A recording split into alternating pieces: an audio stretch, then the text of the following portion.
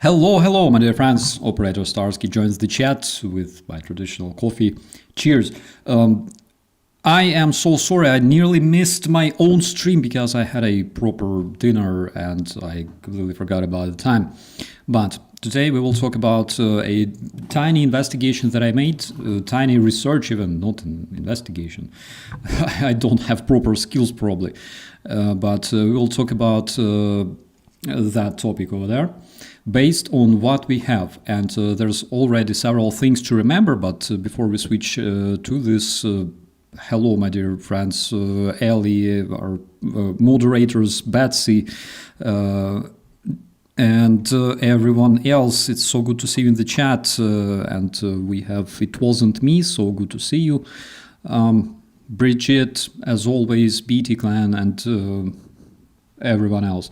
Pat Scully, oh my god. All the families here in the chat. Russell, hello. Hot Mess, hi buddy. So, let's talk about this one. Several things to remember about this. Hello to beautiful Cardiff Oblast. Hello, my prayers, my best wishes go to you, my friends. Potatoes, cheers. Several things to remember.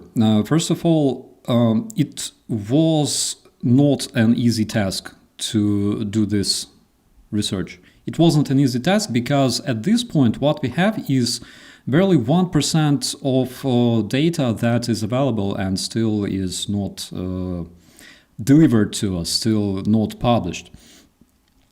So that is why my research is based on literally 1% of the whole data, right?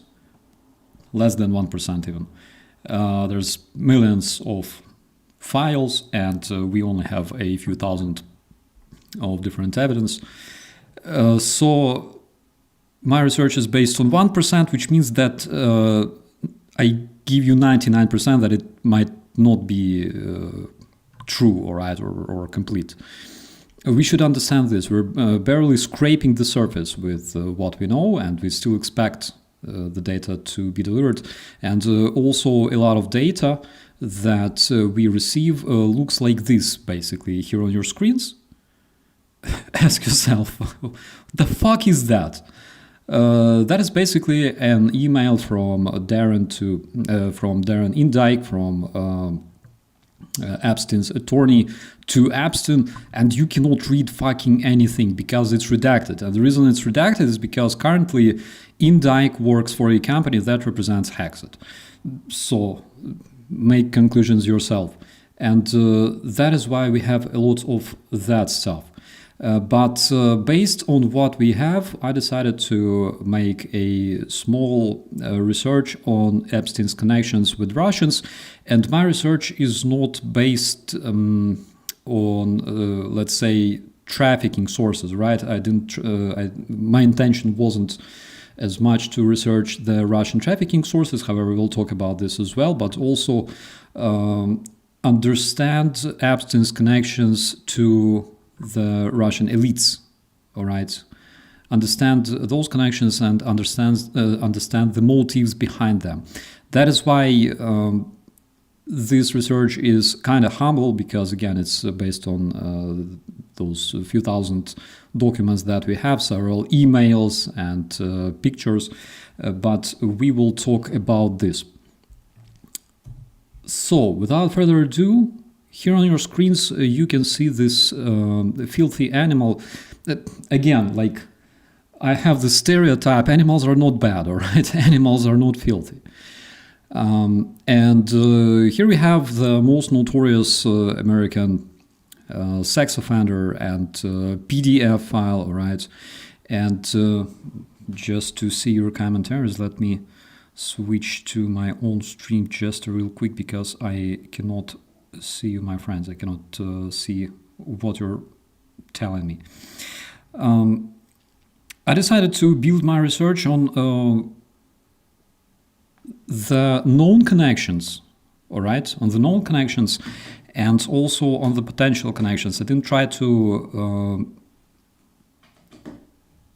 speculate. I didn't try to share my imagination on what they could do, what he could do with those connections, because that is the territory of conspiracies which I don't really like. Right? I never step to the territory or try to avoid it as much as possible. But we have the known Russian links that we will talk about. We have potential or attempted Russian links that we will also talk. And we have Donald Trump. It's very important to include him in the story if you want to understand how the story developed, right?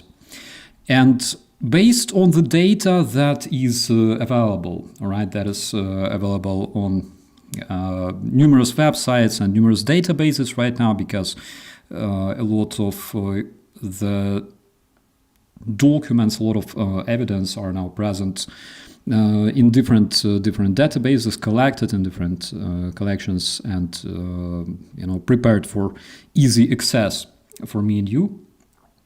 We can already tell that this criminal, this absolutely despicable criminal, had quite a few of those. All right, that is again based on what we could observe in, for example, in his emails. And we know that he was involved with multiple Russian models. Again, it's not a secret. We know that Russian nationals appeared in different records regarding his travels, regarding his flight records, and not only that.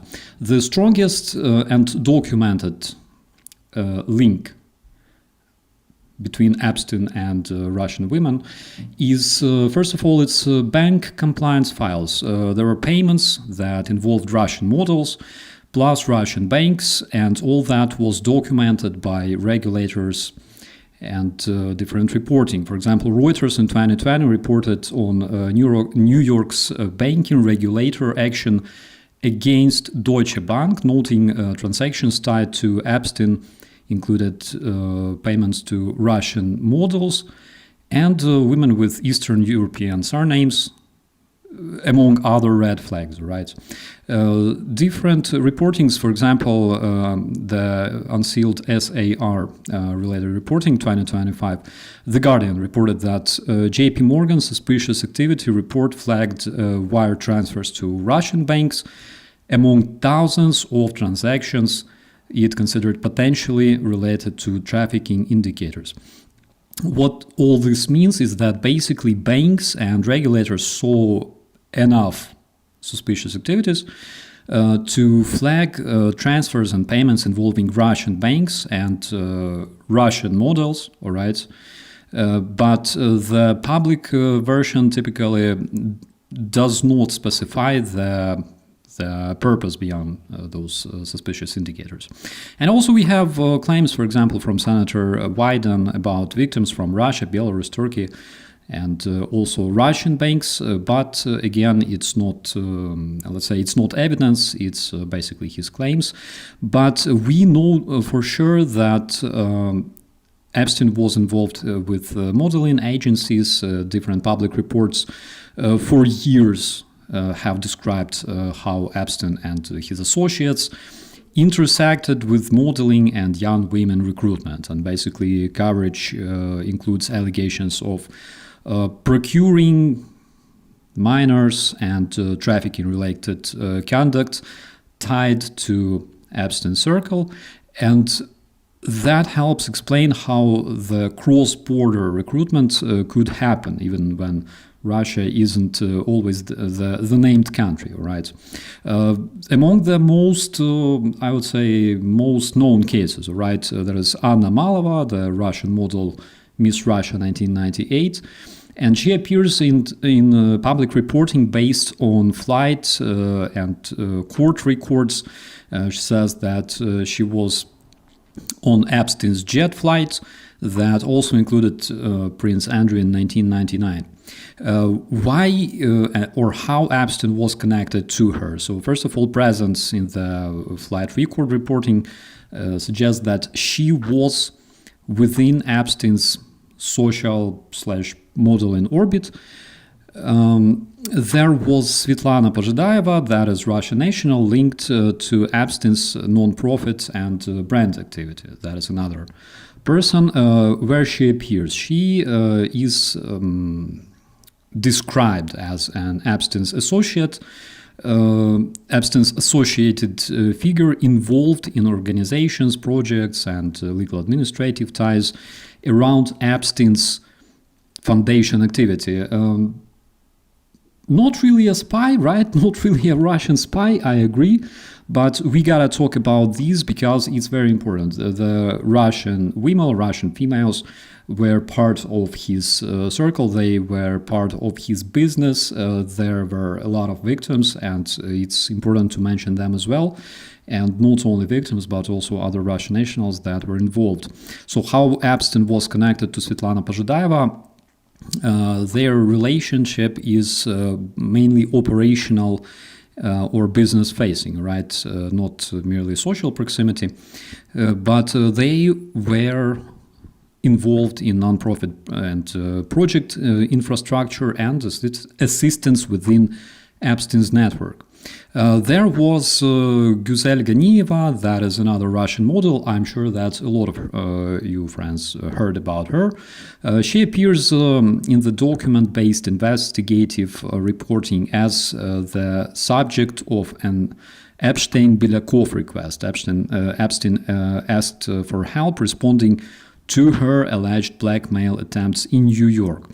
Why Epstein was connected or how he was connected, Epstein presented this as a problem-solving request for influential men in the orbit of Jeffrey Epstein. Belyakov allegedly provided background and basically tactics, for example, immigration leverage. Ruslana Korshunova, that was another model that was often described as Russian Kazakh or Kazakh Russian. She appears in reporting around Epstein's exploitation network and travel, and multiple outlets tied her to Epstein's travel and island timelines based on those records. So that is what we can tell about the Russian models, Russian various females that this criminal was involved with. Again, I didn't concentrate much on them specifically for obvious reasons because I had a different interest, right? I had a different purpose for this investigation. But in the files that were published, we have another one. We have Umar Dzhabrailov. I talked about him. We talked about him. And, oh my God, Slovenia, hello. Hello, Slovenia. Hello, everyone else. And that Opel guy, I will not criticize DOG, but I will say a couple of words about them in the end of this video, right? So Umar Dzhabrailov is a Russian Chechen. He's an oligarch, and he said eventually, all right, he said that he knew Epstein, but they never had friendly relationship. And also he said that the photo was from the 1990s, this one that you can see on your screens, all right?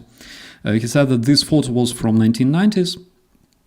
It was taken during some kind of freaking karate, whatever, karate training, which I confirm, knowing Chechens, they could absolutely do that. So Dzhabrailov himself said that he couldn't even recall exactly when this photo was taken, and maybe it wasn't related to Epstein at all. Maybe like this photo was just, I don't know, AI generated in the 1990s, you know. So this very man, why he's so important to me personally, because frankly speaking, I don't consider Umar Dzhabrailov as, some kind of criminal mastermind. However, he was a gangster. He was involved in numerous assassinations, attempted assassinations that were investigated and forgotten in Russia, right, for obvious reasons. He's a bandit, he's a criminal, he's involved with all sorts of circles, but there is just one photo of this dude, all right, just one photo. And in like many different researches, and especially in investigations, it can answer a lot of questions, and it can give birth to many more questions, which is crazy, because even though I don't believe that he's like a villain, criminal mastermind behind the curtain and things like that, but the near contact with Umar Dzhabrailov, all right, and we have this photo, we have his photo in the Epstein files, we know that they knew each other. The mere contact with Umar Dzhabrailov could potentially give Epstein access to all this goodness. All right, let's check it out. We're talking about Moscow city power and luxury hotel real estate world. Why? Because by the time Dzhabrailov was running for Russian president in 2000, and official UK Parliament research briefing described Dzhabrailov as Deputy Director General of Moscow's Radisson Slavyanskaya Hotel. And he was clearly linked to Moscow mayor Yuri Lushkov. So basically an introduction path via Dzhabrailov could plausibly point towards Lushkov-era Moscow City Hall networks, Moscow real estate / hospitality financiers, and the foreign business people who orbited big Moscow hotel projects. Who else is a known hotel oligarch acquainted with Epstein? How do you think? There were a lot of them, right? So, pro-Moscow Chechen political elite and later Kadyrov-linked circles. We are talking about Kadyrovites, we are talking about the Chechens that supported Putin. For example, in 2004, Jamestown reports that Ahmad Kadyrov appointed Dzhabrailov to represent Chechnya in Russia's Federation Council. And later reporting describes Dzhabrailov as having close ties to Chechnya head Ramzan Kadyrov. Again, not surprised, of course, because Ramzan Kadyrov personally appoints such people. So another plausible reach is Chechnya's pro-Moscow leadership networks and their Moscow-based business and political intermediaries. That is, again, important to remember, because basically if you want to know, if you want to establish good connections, talk to Chechens. It always works like that. Of course, because currently Umar Dzhabrailov, and this is again very important to remember, Umar Dzhabrailov works as an advisor to assistant of Russian dictator. He is a direct advisor of Prihodko, that is assistant to Putin directly, all right? Like he knows Putin through just one handshake. And I'm sure that most probably personally as well. So this also gives him access to the Russian federal political circles, and multiple sources describe Umar Dzhabrailov as a former Federation Council member in 2004 and 2008.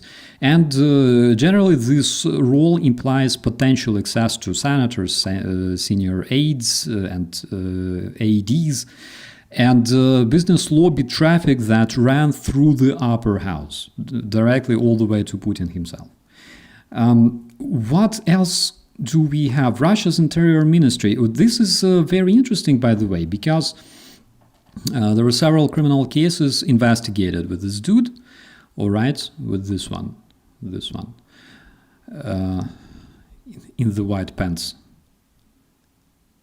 Who the fuck wears white pants in 20th century?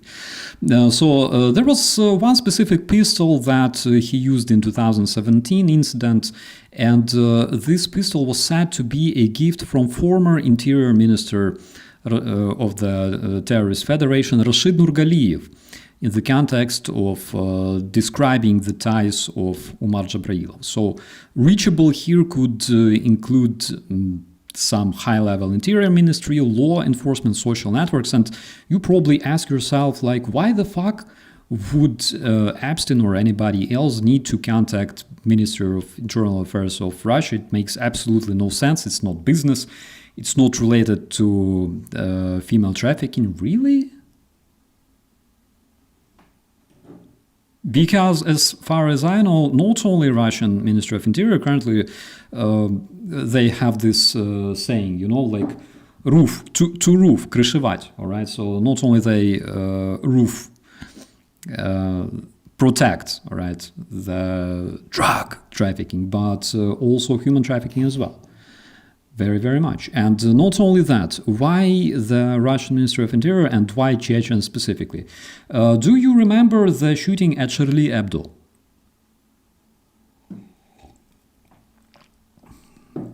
Do you remember who was accused of shooting at Charlie Hebdo? Just to remind you, it was a bunch of Chechen nationals armed with most modern Russian weapons, and it was way before the full-scale Russian invasion of Ukraine, all right? Armed with most modern Russian weapons that are mostly used by the Russian Spetsnaz, OMON, and all that stuff.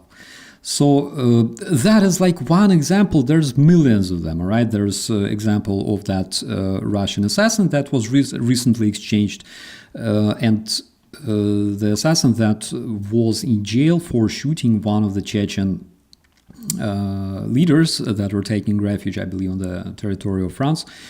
Chechens in Russia are traditionally hired as assassins. So that can be another link, another like possibility, right? Another possibility, because if we take a look at the links here, you can see that they are grayed out, right? They're just like possible potential links, potential contacts, and the benefit, all right, the benefit that Epstein could have received from them. Not necessarily he did, but based on what we know and what I know, what he could have. Dzhabrailov was also described, and this one is actually very interesting, Russia-Qatar business diplomacy channel. Why? Because Dzhabrailov was always described as chairman of the Russian-Qatar Business Council, all right? He didn't have such a great aircraft from Qatar as President Trump currently does. But he worked, I believe, in a bit different direction, and his gifts were a bit more humble. So Qatar press covered Dzhabrailov speaking at meetings with the Qatar Chamber and Qatari/Russian business participants. So basically, another plausible reach is Qatar-facing business and investment circles. We're talking trade, infrastructure, energy-related business discussions, etc. Qatar elites and businesses circles are closely related to Saudi circles as well, where Epstein had numerous contacts and clients since 1980s, because in 1980s Epstein was working as fixer and solved different things. Specifically with Saudis, he had a lot of Saudi clients, all that jazz, you can Google about that. So he was connected with them. Really not clear to tell if Epstein acquired Qatari connections from Dzhabrailov or vice versa, but they were part of the similar network in the so-called Gulf elite circles, all right? And looking at those connections that Epstein could easily, knowing his approach, all right, easily obtain from just one contact, we can just ask ourselves how many more links going all the way to the higher elites he could obtain with his other Russian contacts, because he didn't spend all his time behind the computer. Not a lot of emails indicate that he talked to other people. Here, for example, Vitaly Churkin that is a former Russian representative in the United Nations, and luckily for us, he is happily dead. He became a better Russian. But we can see that just from like this tiny dude, he could actually receive a lot of good potential contacts going all the way up, all right, in Russia. Speaking of Vitaly Churkin, again, we know that Epstein didn't spend his whole time behind email, just sending and receiving them. And the worst thing, again, just to remind you, all right, the worst thing about this file dump that we have right now is shit like this. And not only shit like this, but also missing emails, all right? Because there's a lot of emails that, well, they could have been deleted, but I just believe that they were not published yet, they were not released yet, most probably, because there's a lot of emails that Epstein sends asking for something, all right? Or receives, and the communication seems broken. A lot of links in the chain are missing. So will we see that released, or will we see that published for the public access? I have no idea, but I really hope that we will. So returning to Vitaly Churkin, all right. From the material that's publicly available, Epstein's method with Churkin looks like private social access and completely not formal diplomatic channels. For example, he scheduled in-person meetings where Churkin was the featured guest, and also Epstein used those meetings to introduce Churkin to other powerful targets, let's call them targets.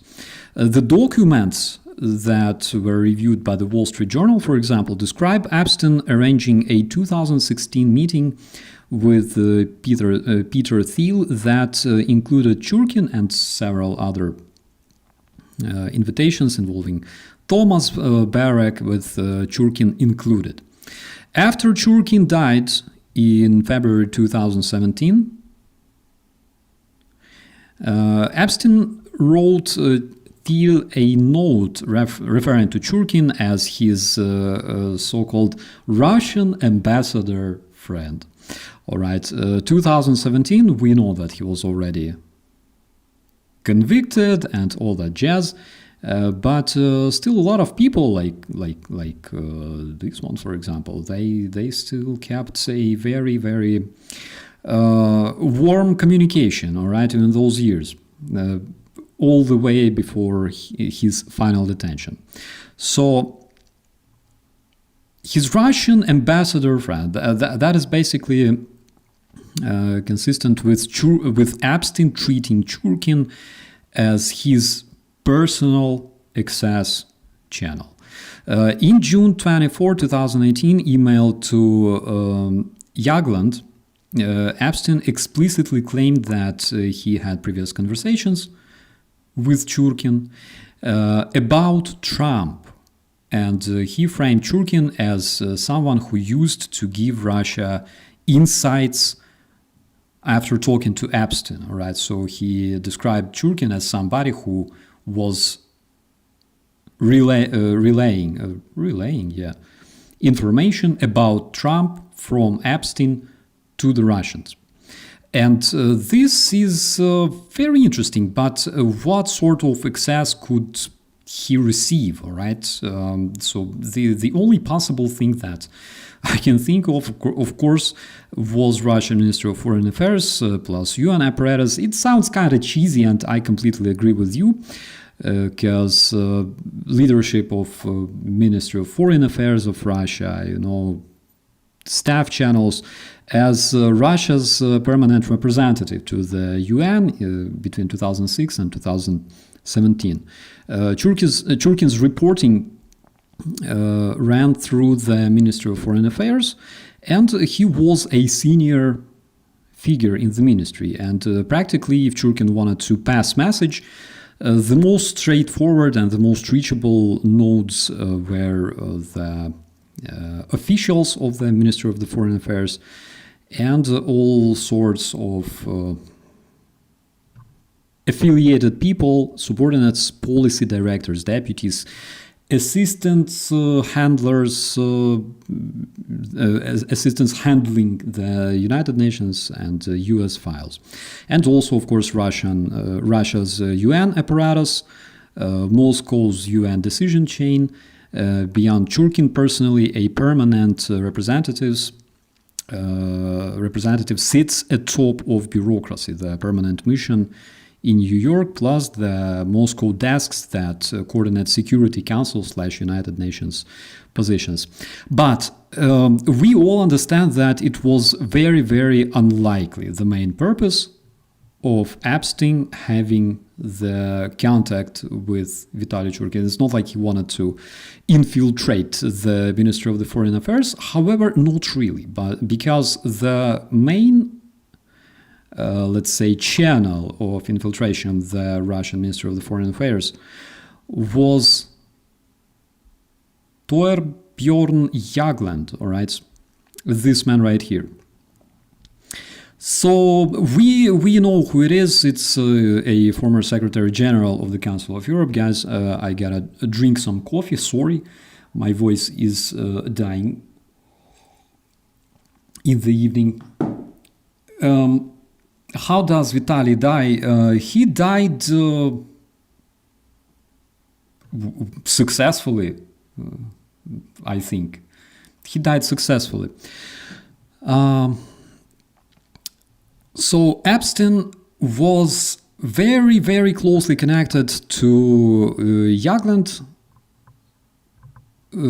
It was through high-level peace and diplomacy and philanthropy networking with many documented in-person meetings, email correspondence, everything is available. You can literally Google it right now as we speak.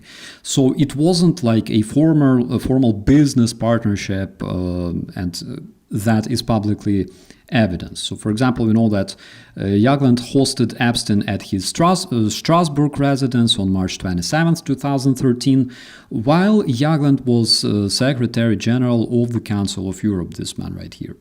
All right. We know that he's also tied to Nobel Peace Prize circles. All right, Nobel Peace Prizes in the ears recently a lot, but it's not related. And it was a small high-profile gathering back then on March 27, 2013, that included also, by the way, Bill Gates, all right, Epstein, who knew Bill Gates, and Epstein was the one who introduced Gates to representatives of the International Peace Institute. So Epstein and Mr. Jagland were also connected through the International Peace Institute that I just mentioned. Later summary in News in English describes a calendar entry for dinner with Terje and Torbjorn. So, and it frames Jagland's Epstein contact as part of a broader diplomat/peace network that also involved Norwegian diplomat Terje Redlansen, all right, who, by the way, later led that International Peace Institute. They corresponded by email for years. Literally at least between 2016-2018, shortly before he was finally detained for the last time. And Jagland met him in multiple places, in Strasbourg, in New York, and elsewhere, my friends. So Norwegian outlet VG, based on released emails, also described their email exchange and planned meetings across different cities. In the June 24, 2018 email that later became widely reported, Epstein urged Jagland to float to Putin and Lavrov that Lavrov could get insight by speaking with Epstein. Reporting says that, you probably heard about this one. Reporting says that Jagland replied that he was meeting Lavrov's assistant and that he will pass it on, basically. with, of course, we don't have any public proof that anything resulted, but we have direct request and reply. All right. Jagland was publicly characterized, has publicly characterized his contact with Epstein as part of normal diplomatic activity, you know, meeting many people and being introduced onwards. And he has said that he distances himself from Epstein's private life and the crimes he committed. So, what else can we say? How Jagland was related to Putin, all right? So, Jagland connection to Vladimir Putin was, of course, institutional, nothing informal, nothing personal. Jagland served as Secretary General of the Council of Europe, and of course, he had plenty of meetings, and Putin, as a Russian dictator, was one of the key counterparts for high-level political engagements involving the Council of Europe, especially when Russia and Council of Europe had very, very much strained relations. All right, so Jagland wasn't Putin's associate, let's say in private sense, like with Epstein, for example. He was rather a senior international official whose job put him in the direct contact with Russia's leadership, top leadership when needed. All right. So we know that Jagland had direct contacts with Putin. It was institutional. It was according to the protocol and everything else. But could he pass some kind of message? Yeah, of course he could. Absolutely. I don't see why he couldn't or wouldn't do that. So this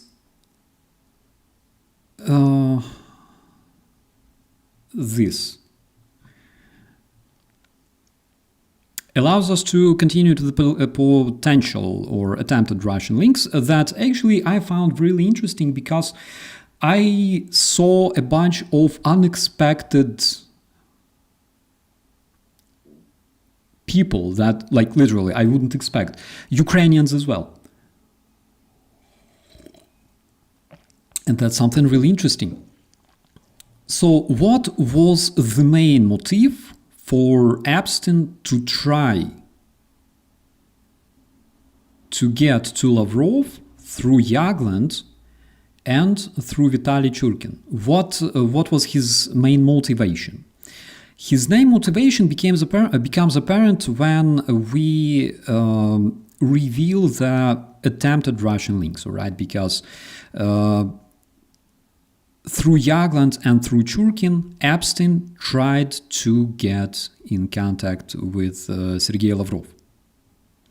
And by the way, Russia-Qatar business diplomacy channels that we also discussed also could be linked to that, could serve as a link to Sergei Lavrov.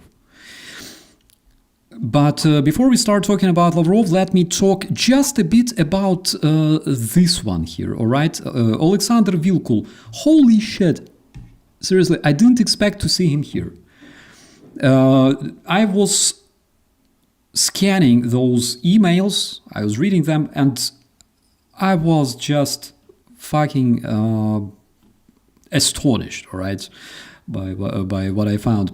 Because Alexander Vilkul, that is a Ukrainian business, that is a Ukrainian national, a member of Ukrainian parliament, and yada yada. Currently, he is a chief of civilian military administration of Kryvyi Rih, Zelensky's hometown. But he has no other choice. He has to do that. Because Alexander Vilkul is a pro-Russian motherfucker. He is known, and he was always known for spreading pro-Russian bullshit. He was always known for participating in all sorts of pro-Russian events and retransmitting Russian propaganda in the media. Alexander Vilkul, for example, in 2019, Radio Svoboda, the Ukrainian outlet, said that he voted against the law on Donbass reintegration. And also he was quoting, for example, he was quoted in 2018, where in this quote he characterized the war in Ukraine, the hybrid Russian invasion of Ukraine, not as a hybrid invasion, but as, a civil war, one side supported by the Russian Federation and yada yada, a civil war, all right, against native Ukrainians like Igor Strelkov, right? Igor Strelkov, native Ukrainian motherfucker. So he was also, because if you take a look at this picture, that is actually a photo of Vilkul with Zoldostanov and Tsaryov, all right, on the left. That's a runaway Ukrainian former member of parliament, Tsaryov, again, pro-Russian motherfucker. He was known as a pro-Russian separatist, completely supporting all sorts of Russian terrorists on the Russia-occupied territory of Donbass, Crimea, all that stuff. So Tsaryov supported that, all right? And that is Zoldostanov, nickname Chirurg or Surgeon. He was and is Russian national, head of the Russian biker club called Night Wolves, or Night Vaginas, I don't remember. And also he's a big supporter of Putin's terrorism. He's a big Orthodox fucking fanatic. He's a big Russian, I would probably call him Russian fascist, because he, as far as I remember, they even tried to establish some kind of contacts with the chapter of Hell's Angels in Russia, but they failed miserably. Something didn't work. So how did this dude, Alexander Vilkul, how the hell did he emerge in Epstein's files? All right. So in 2016, a redacted individual sent an email to Epstein, and that is again 2016, after he was convicted, all that jazz, several years before his last detention. He said, "My mom's childhood friend from Ukraine," I'm quoting, "reached out to her. She works for Alexander Vilkul, Ukrainian opposition leader, asked if I could help organize the invitation to the Trump inauguration for a high reward. Shall I find out the details or drop it? Any interest in meeting them at all? I personally don't know Tamara, my mom's friend, and my mom hasn't seen her for years." Tamara was that very assistant for Alexander Vilkul. I dedicated like 1 hour surfing and trying to find what kind of Tamara he's talking about. Apparently she's not among his assistants in the Verkhovna Rada, in the Ukrainian parliament. Apparently she's not like some kind of official assistant, apparently just an acquaintance, all right, something like that. But it's very interesting that already back then the pro-Russian oppositionist leaders didn't mind contacting convicted PDF files, all right, in order to get to the Trump's inauguration. So that's something very interesting regarding Alexander Vilkul. And I think we can slowly switch to Sergei Lavrov, right? Because again, as we remember, in 2018 email to Mr. Jagland, Epstein explicitly aimed at getting a line to Foreign Minister Sergei Lavrov, even suggesting Jagland float it upward. All right, Epstein says, suggest to Putin. All right, he asks Jagland to use his connections, to use his status to suggest this to Putin. That basically shows that Epstein's intent was to convert Churkin's excess, all right, Churkin's excess, to Lavrov's excess. And what was the main point of that? Why did Epstein want to have this contact? Again, besides all the business interests and everything else, because, guys, we're talking 2018. Everybody is like expecting, everybody can see already that the bars behind his back are like slowly closing already, all right? Creaking and closing. And why did he want that? And we also know that 2018, Epstein wasn't in really good relations with Trump at all. Why did he want that access? So before we answer that question, I believe that we should now switch to Donald Trump, right? To understand how this history unfolded.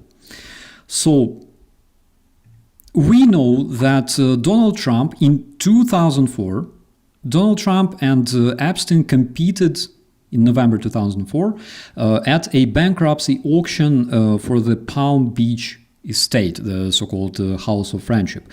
And reports describe them squaring off over this estate, with Trump ultimately outbidding Epstein. 2004 was basically described as first, let's call it small grudge, right, between Trump and Epstein over this property. And what I found is that according to Epstein's very close, let's say, I'm not sure if we can call him friend, but he was a journalist, Michael Wolff. Epstein showed Trump the house as like how the way he explained this to Michael Wolff, and the way Michael Wolff later presented this to the public. He said that Epstein showed Trump the house and said, "I want to buy that house." And Trump is like, cool. But Trump decided behind the back of Epstein that he wants to buy the house for himself and got it instead, like typical Trump. All right. In 2008, Trump sells the Palm Beach estate to a very interesting person. Literally 4 years after acquiring that house. He sells the estate to Dmitry Rubizh.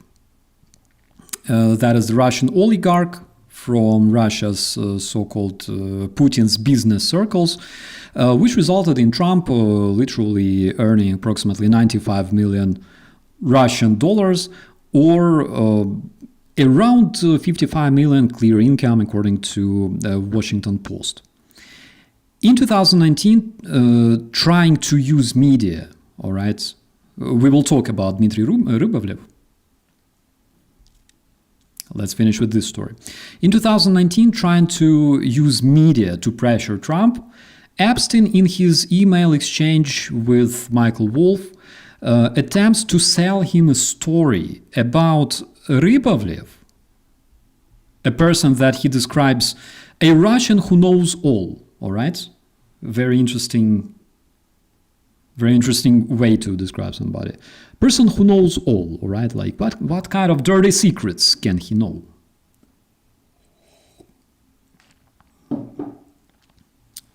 So, in this story that Epstein is trying to sell to Michael Wolff, he says that this Russian sold a painting to Mohammed bin Salman, the crown prince of Saudi Arabia and de facto leader of Saudi Arabia, for $450 million, while this painting was only worth something like 1.5.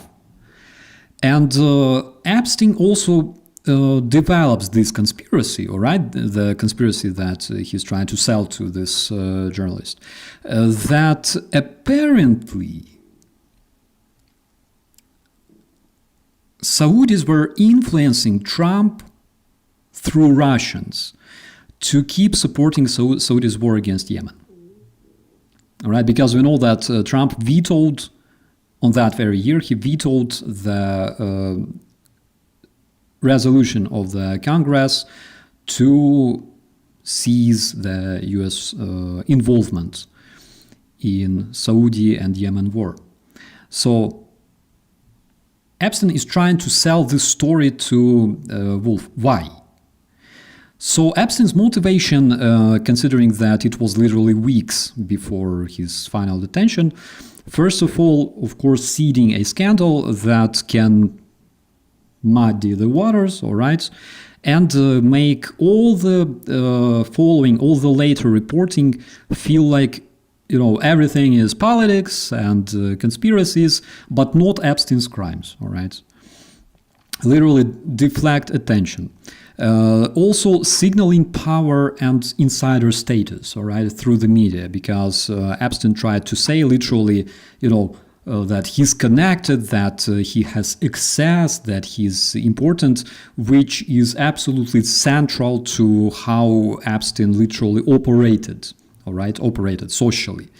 And also attempting to build leverage on Trump and I would say like self-insurance signaling, because he tried to hint others that Epstein could tell more, and hurting Epstein could have serious consequence, right? We all know that. Everyone was so much afraid and like secretly prayed for Epstein to probably keep living, because they didn't know what kind of dirt would be released after his death. And basically we can see like not the dirt, but just a few like tiny streams that will eventually destroy the dam, right? So by the time Epstein and Trump, of course, could not be described as buddies, and Epstein's attempt to re-establish his influence over Trump was a typical mix of manipulation, manipulation techniques, which again reflects like the way Epstein behaved, all right, in the social life. That was his style, and he tried to manipulate through like align with me, or look at that article, all right, that was published. Holy shit! So that was the way he tried to influence on him. The letter that he sent to Nasser in the prison, that was one of the cases. That was one of the tools that Epstein used, trying to hint what sort of information he has or had on Trump. Because, again, Trump didn't really want to save him from prison. Epstein expected that. Trump didn't do that. And that is why Epstein started throwing hints, all right, that he can tell different things.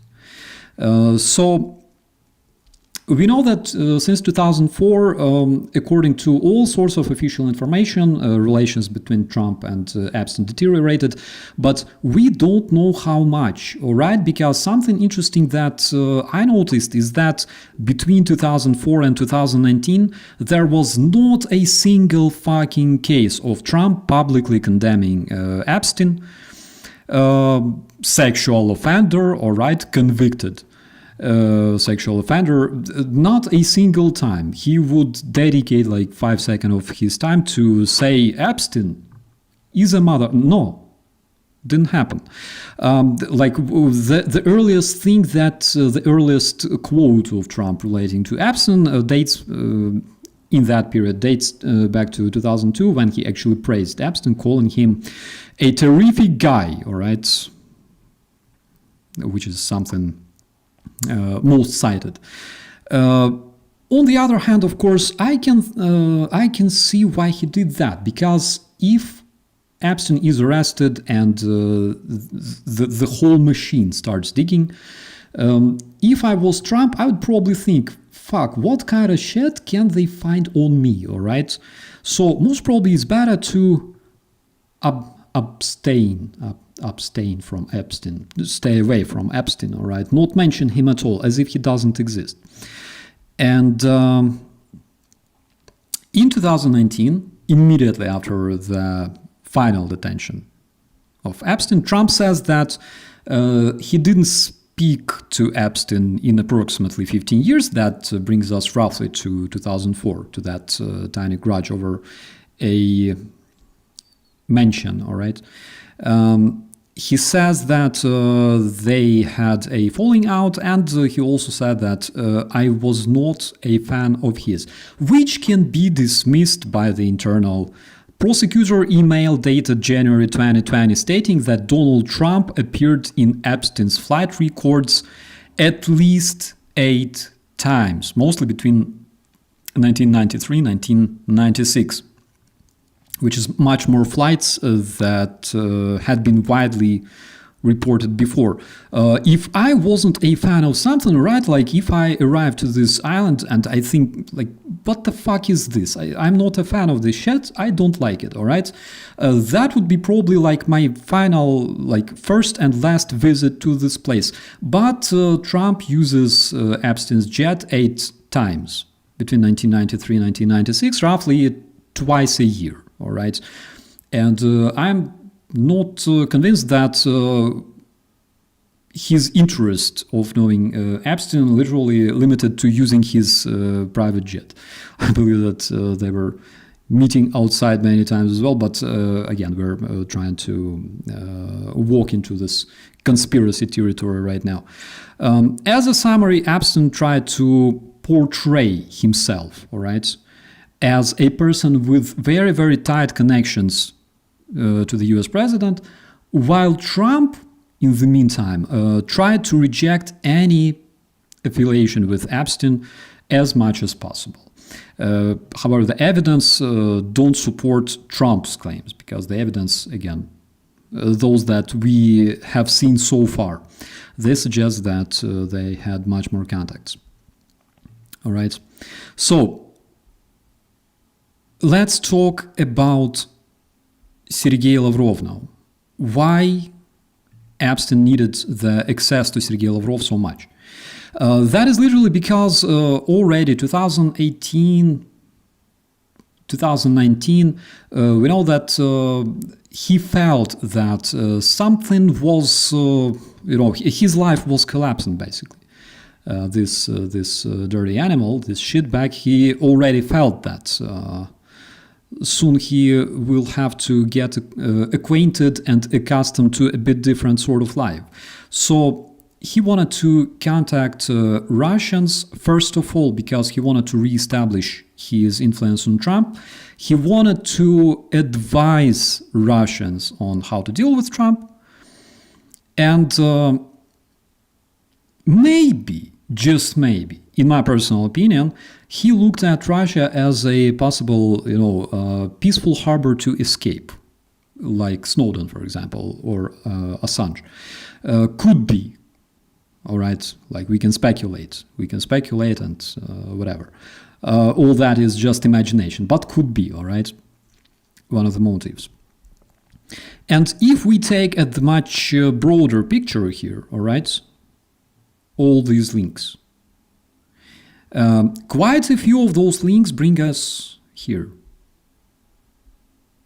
to Vovokhuilo. This one is alleged Trump link through Rybovlev, the Russian businessman, because one interesting fact about Rybovlev, again, just to remind you, is that both Trump and Rybovlev stated that they never met each other, all right? As if like they are completely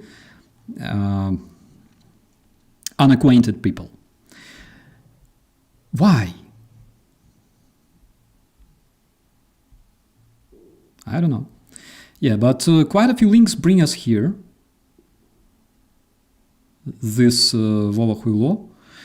One interesting fact is that in 2011, Epstein received an email from, again, redacted individual containing European Union Times outlet. And the outlet was talking about a conspiracy that involved the Strauss-Kahn, who revealed that the US gold was missing and basically got immediately accused of sexual abuse. And Putin publicly defended Strauss-Kahn, saying that basically he became a victim of political intrigues and corruption in the United States. The reason Epstein was interested in establishing connections with Putin was not only to benefit his business, increase political value and political leverage, but also establish leverage and possible safe harbor to retreat to in case shit hits the fan. Because we know that he was a cunning motherfucker. In his contacts with Russians, Epstein portrayed himself all the time, which again was very, very typical for Epstein. He portrayed himself as a valuable player with close connection to Trump, to his team, to the most powerful people in the United States, which was partially true, by the way. And he wanted to advise Russians on how to deal with Trump, which is very interesting because we already know that Trump had business with Russians. All right, like let's not even mention 1987, all right? But we know, for example, about the interference in 2016, which was confirmed by Prigozhin, all right, by Yevgeny Prigozhin, Russian bot farms that were involved in presidential elections in 2024. That was revealed by numerous FBI reports and materials released by court. So all that supports the idea that Russians could have finally found such leverage on Trump. But I believe that it happened maybe not due to Epstein, especially not between 2004 and 2019, but due to something else. So my assumption and my conclusion to all this is that while Trump and Russian connection is, like, let's be honest, it's absolutely evident, but of course mostly unrevealed. 2016 elections and Prigozhin link, 2024 elections and Russian state-controlled agencies, for example, Social Design Project, and Rybolovlev, Putin, and also, for example, alleged, but again, not confirmed, crypto operations between Russian banks and Trump financial institutions, because anyone can invest in Trump's business, and we know that you cannot trace currency, all right? So it can, cryptocurrency, it can be literally anyone. So all this Trump and Russian cooperation wasn't part of Epstein's responsibility. Epstein was deeply connected with Russian circles himself in parallel and made numerous attempts to establish parallel communication with the highest Russian elites to literally help them gain even more leverage on Trump.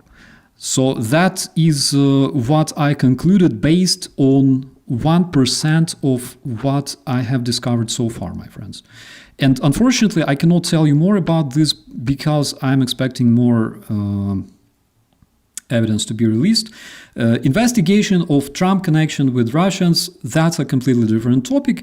And a lot was already investigated in 2016, my friends. I believe that there's a lot of documents that can be obtained from that investigation, but I'm not sure that the materials will be released anytime. And Epstein was also very, very closely monitoring the case, the trial, all right, the investigation on Russia's interference, on Russian probe operation during the 2016. He was monitoring it very, very much. A lot of his associates were like forwarding him a lot of emails regarding this investigation, and he was very much involved into this. So that is another interesting thing. But one thing I would really like to mention, is literally as a random dude from the internet, not as a Ukrainian, not as a military, not as like a former law enforcement dude. The reason I am so much triggered by this is because, first of all, Ukrainians went through a lot of similar shit, all right? shit like this, when you want to understand the situation, and all you have is this shit, this fuckery. All right? Because Indyk is he's not a witness. He's not a witness, he's not a victim. But he's still redacted. And Ukrainians went through this shit. We really did.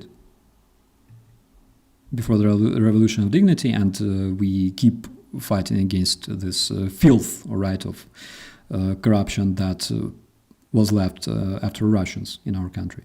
So that's one thing. Another thing is that as a random dude, not Ukrainian, not former military, as a random dude from the internet, I am so fucking triggered by this.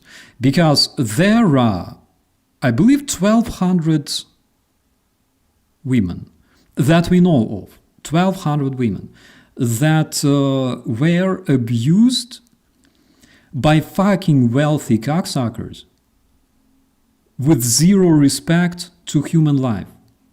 All right? And what triggers me the most is that responsible people, they are not doing their job well. All right? That is something that makes me absolutely disgusted. But let's not be very pessimistic, because I gotta show you something. So on this photo, you can see absolute legend, all right? Lisa Phillips. She is the leader of Epstein survivors, all right? And what we can see nowadays, we can see that some shit is being released, heavily redacted, something is not being released. They say, we have Epstein files, somebody says we don't have Epstein files. They say like, oh, we accidentally found 1 more billion of Epstein files. And these women that went through this horror, all right, they have to go through this over and over again, expecting that the abusers will be punished. And they can see that it doesn't work, because they say there are no co-conspirators, and then FBI says that actually there's like 10 that we know of and stuff like that. They understand that they will not receive help, all right? So what they do, this legend on this photo started contacting other survivors. They're not victims. They're strong people. She started contacting other survivors because, of course, we cannot expect that 1,200 victims who saw faces, all right, that their memories will not overlap eventually, right? So she started contacting others. They started gathering in the group, and they started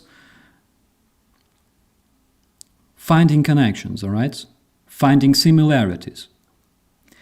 And these absolutely legendary people will be releasing their very own investigation about the co-conspirators that never existed.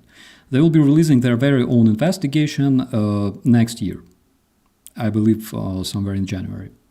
So this is something that I'm looking forward, and this right here, this is what I call resilience, my friends. This is something inspiring, and this is something that I absolutely respect, and I am looking forward for this presentation that they will be making, because this is resilience right there. They say we are not fucking victims. We will see who is the fucking victim, all right? We will see, because they are the people. And I have nothing but deep respect to them. So that's it, my friends. I talked for more than an hour. And again, huge respect to Lisa Phillips, huge respect to everybody else, because their situation is absolutely fucking insane. They have to go through this every single day, all right? They have to listen about this. They have to suffer through the same experience, through memories, because I know that it's like a trauma that not a lot of us can imagine. They have to go through this over and over and over again, literally, because there's a few of motherfuckers who consider us nothing. To them, we don't matter, all right? Our lives, our thoughts, they just don't matter because they have money, they have power, and they think that they can do just whatever they fucking like. Which doesn't work on me as a Ukrainian, all right? Don't forget who I am. So, we are all a bit Ukrainians nowadays, all right? Especially the legendary people there in the chat. And please ask your questions because I need to sip coffee. It's already cold, but I got used to it.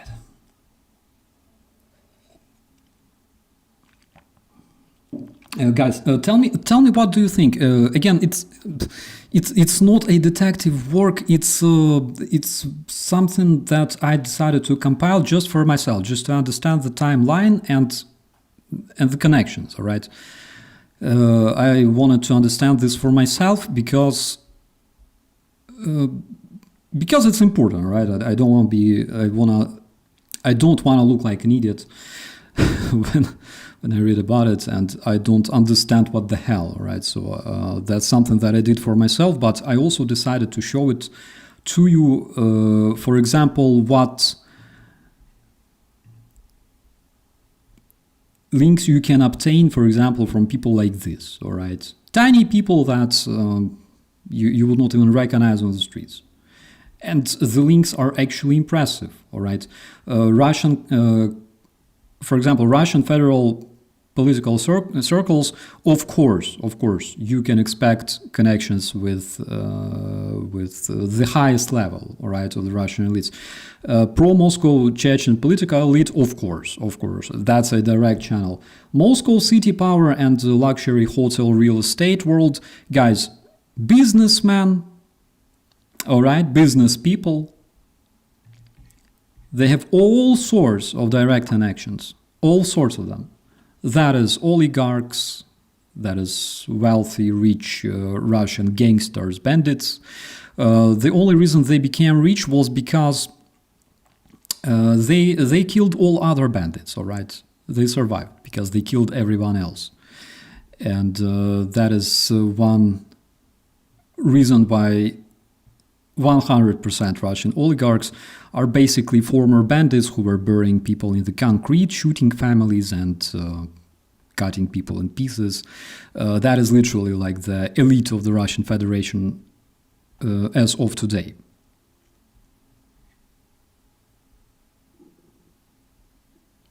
How does forensics play into the release of the files? I have no idea.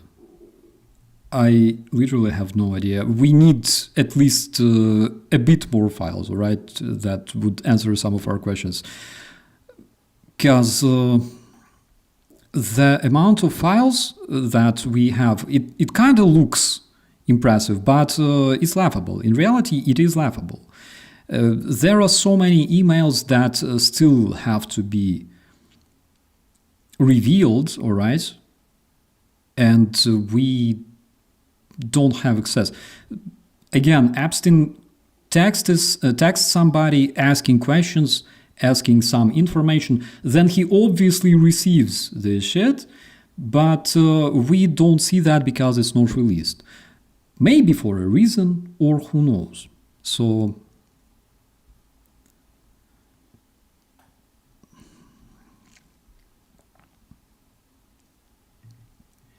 what is the boundary line for having a mafia type of government? Oh, that's a question not to me, but my friends, please let me know what you think about this one. Again, I didn't try to make any sensation of that, just trying to establish links, all right, between different influential groups. And I really need to know your opinion. Because I believe there's much more researches that are much more in-depth, all right, than the one that I made.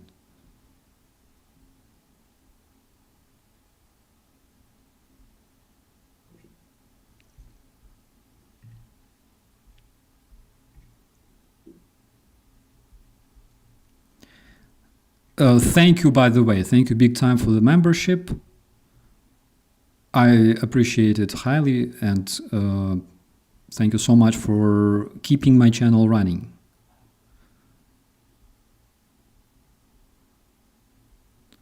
We need to go deeper, 100%. The question is, like, we don't want to imagine things, all right? We don't want to speculate, because a lot of real contacts, they didn't happen in the internet, all right? They happened in the offline, in the real life. Literally, if you read about Epstein's emails, if you read his correspondence, of course, he doesn't talk openly about being involved, all right, in illicit activities, but we know that they took place, that it actually happened. All right, and there's a lot of contacts that, of course, we will not find in the emails. So in order to go deeper, we need more material to work with.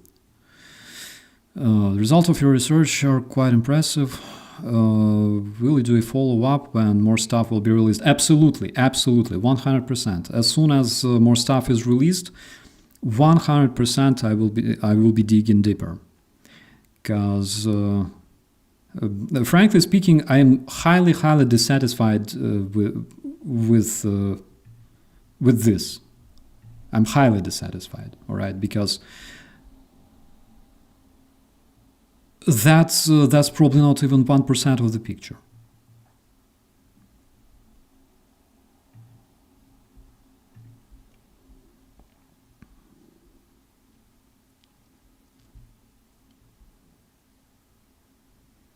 Maxwell was moved months ago, yeah.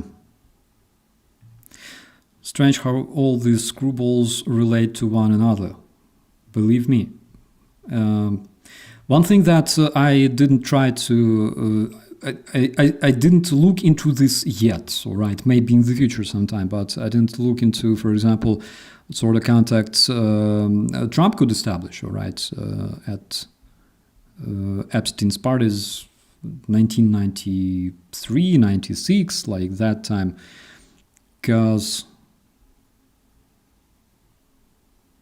he could acquire all sorts of connections. But nowadays, and especially in like 2016, of course, he could directly call Putin, for example, and it wasn't a big deal.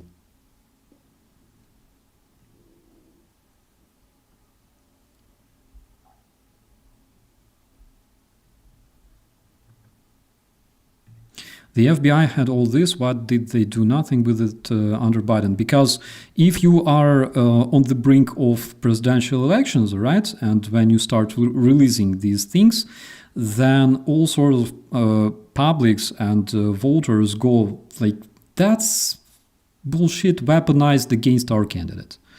That's literally the reason. But at the same time, we all remember that Trump was convicted. He was brought, all right, for questioning to the court many, many, many times under Biden, and people who supported Trump, they were so mad again because they considered it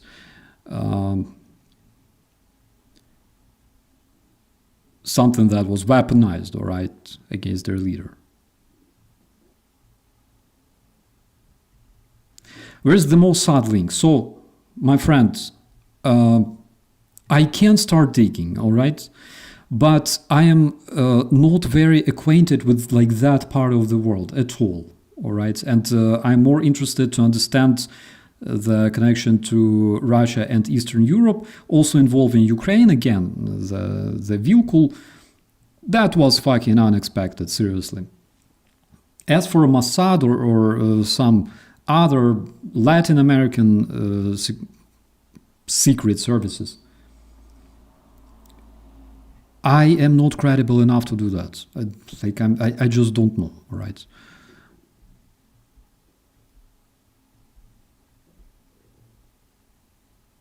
We have to listen to the women who survived the backlash to women's rights as little girls. They say things like adolescent women, not children, for a reason. my English is so bad these days. I read the sentence, but takes time to understand. Reading all those emails, I realized how much I suck at English because I see the text, I understand the text, but I don't understand the meaning behind it. Okay, so took me a lot of time to understand what kind of emotions were behind the sentences. It's a really, really hard task, my friends.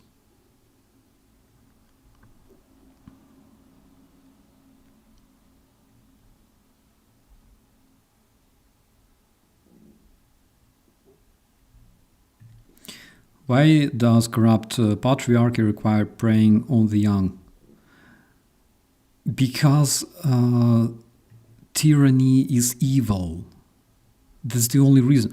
Not because for any probable reason you can imagine. There's only one reason. They are evil, all right? Criminals commit crimes like that. Horrible crimes like predation. Not for a reason, all right? But literally because they're evil. What about Ukraine intelligence? They could probably get files from Russia and in America. Why don't they try and release them? I have no idea. We should not underestimate Ukrainian intelligence, but we should not also overestimate Ukrainian intelligence. We know that Ukrainian intelligence is so good, for example, when it comes to destroying 1/3 of Russian strategic aviation fleets. All right, but at the same time, took us quite a while to clear all sorts of our secret services from Russian spies.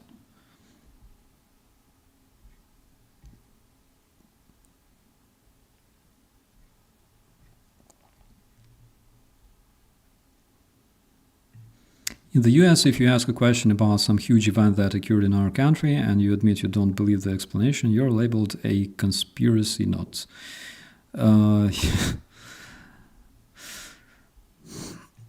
Ukraine has a lot on its plate.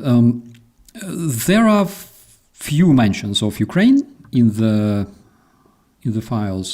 Mostly, of course, correspondence related to let's say different emails, different news related to Barack Obama that were forwarded to Epstein, and not much. Nothing very specific. Besides that one, all right. Besides Vilkul, which seriously I didn't expect to see here. I expected whoever else, but not Vilkul.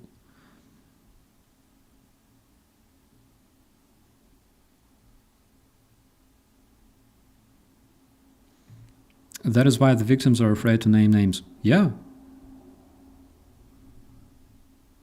And that's again, that's something that makes me just so mad. Doesn't matter how much money you have, you don't have the right to abuse somebody, all right, to do horrible things to people and then just either bribe them by their silence or kill them. It's absolutely wrong. It's sick. It's fucking sick.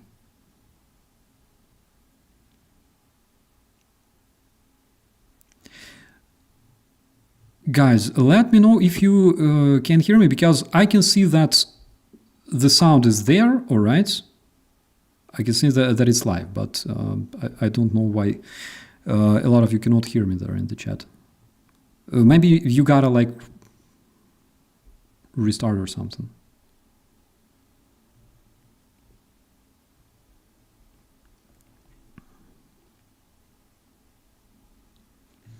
Didn't all these men have daughters about the same age? Yeah.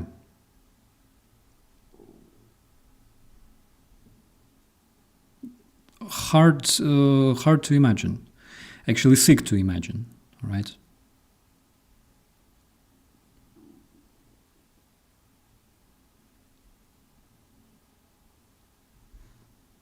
Yo, Martin, how are you, brother? I'll tell you a small story about Martin, all right? Like, he messages me and says, I couldn't watch your stream because I was saving lives on ambulance. Bro, please don't watch my streams. Do your stuff, because what you're doing is absolutely legendary. Like, and he even apologizes that he missed my stream.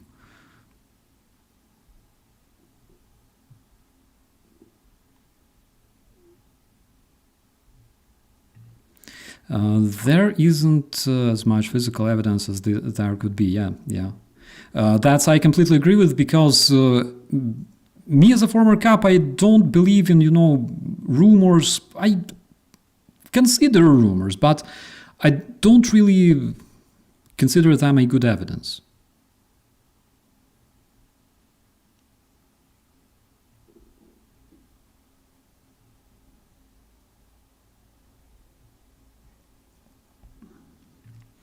Does it confuse and bring chaos? Must be Russians behind it.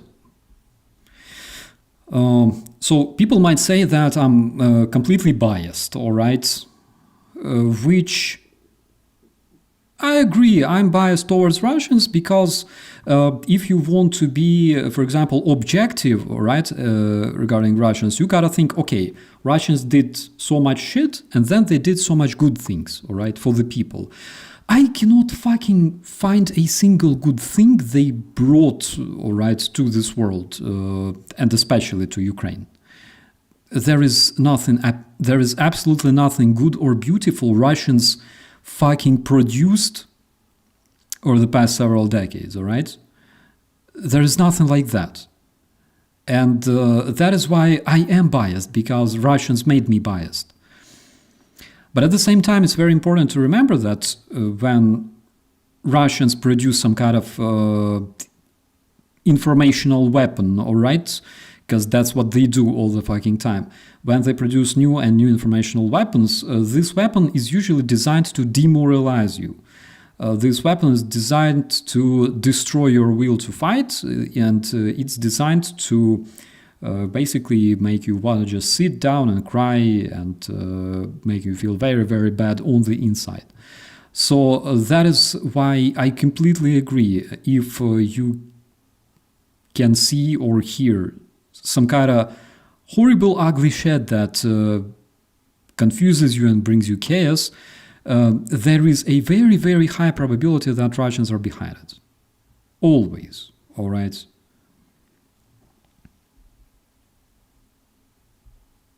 And generally speaking, Russian attempts of creating something beautiful, I'm not gonna mention that fucking robot that collapsed, all right, self-terminated robot alcoholic, but generally Russian attempts of creating something beautiful are extremely cringy, as always, because generally they create something like those amazing statues from shit, or cringy movies, all right?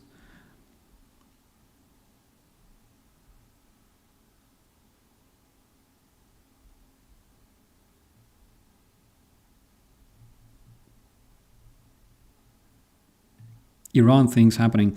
For example, remember we talked about the Michael Wolff and the sensation, the scandal that Epstein tried to feed him about Trump being manipulated by Saudis via Russians, all right?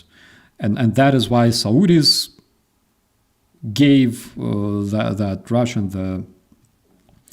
the Russian oligarch, the fuckload of money, those $450 million and stuff, as a bribe, all right, for being able to influence Trump. So when he talked about this one, again, that's something very interesting, because Iran supports Yemen, okay? We have Iran that supports Yemen.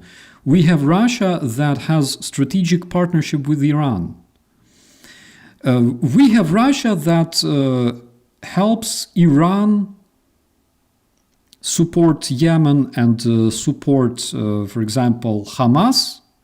And we have Netanyahu, who calls Putin and consults with him as if he's his like best friend. How fucked up is this shit? So would Russians actually help Saudis simultaneously fucking up their Iranian allies? There is a possibility, of course, because if you remember the recent strikes on Iran, Russia, being Iran's closest, most powerful, and most dedicated and faithful military ally, didn't do shit about it. So who knows? But I don't really believe that this story could be plausible, because doesn't combine to me. Why would they do that through that specific oligarch? All right. Back in 2000, what was that year? 2018, 2019. Back in that time, so they could find different channels, different approach, all right? More stable channel of communication.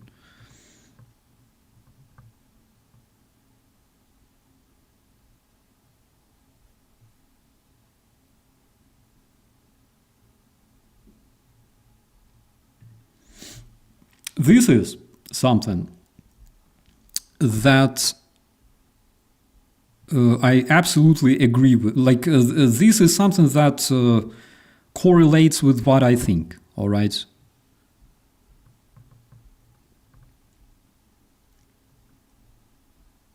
Of course, we gotta expect more evidence. The evidence must have been released already, like 2 weeks ago, and this fuckery just continues forever. Which is again something that makes me feel very, very unsettled.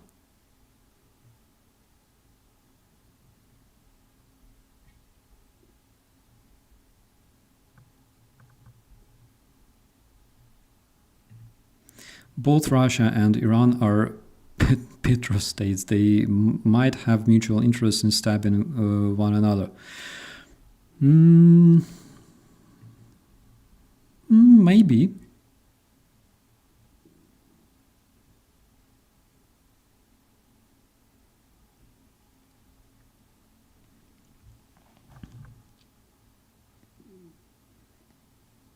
I think Iran badly needs some kind of ally these days that would be as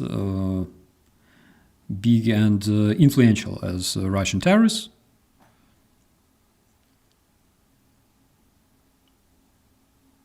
I don't know.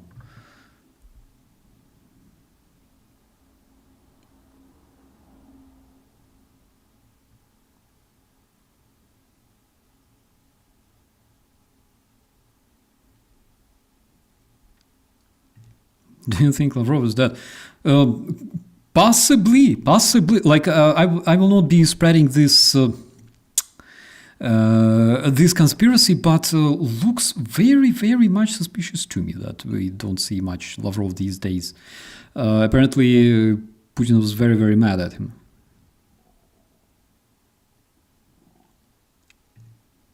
What was the total estimated worth of Epstein?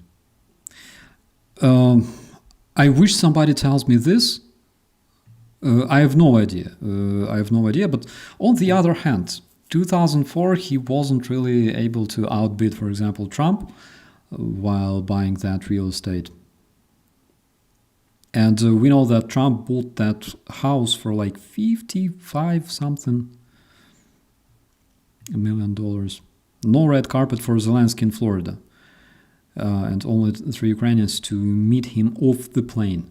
Of course, because if we take a look at, for example, Trump's performance, all right, Trump's show for Putin in Alaska, we can see that Trump only brings red carpet to the dictators and tyrants, making American soldiers that I completely respect and I will always be respecting them for training us Ukrainians, right? But making them knee down in front of the Russian terrorists and fucking terrorists.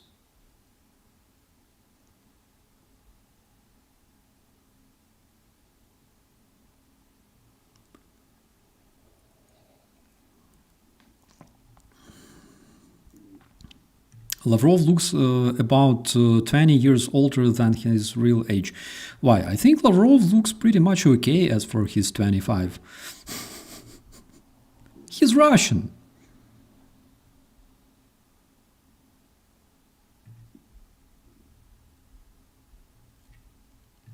So much sickening news. Feel like we all need a good dose of wholesome good news and time to laugh together again. Trishka, I completely understand you and agree with you, and that is why I can probably share some of my joy, because in like literally 1 minute before the stream I had a proper dinner. I had noodles with bratwurst, all right, and it was really, really good.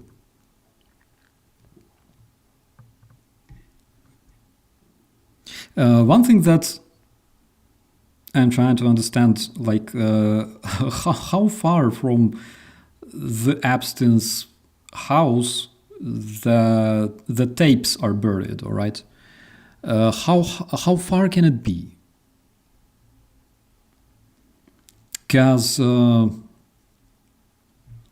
know that there were cameras installed in the mansion, and there are testimonies that say that they found the cameras, they found absolutely no records, and the prosecutor or the investigator that was questioned, initially he said that they were destroyed, and then, while asked more clarifying questions, he said that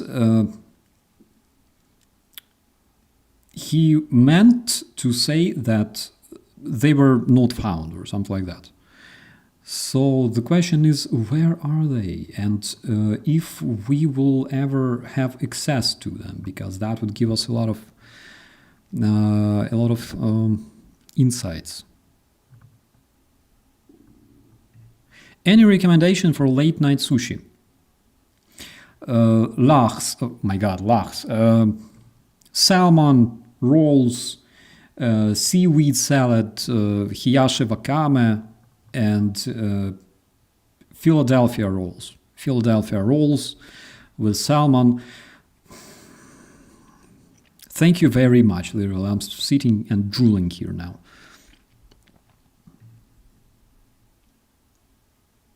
Steak and eggs for lunch with a good friend. Oh my god, steak and eggs. That is something so cool.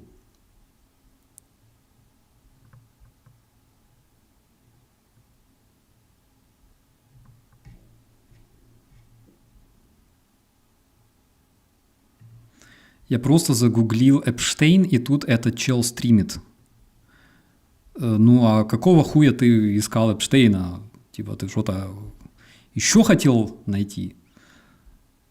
Чувак, что искал, то, блядь, и нашел.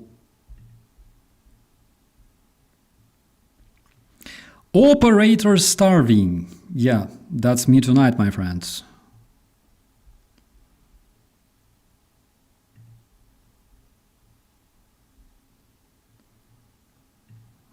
I understand you're already Germanized. Yeah, absolutely.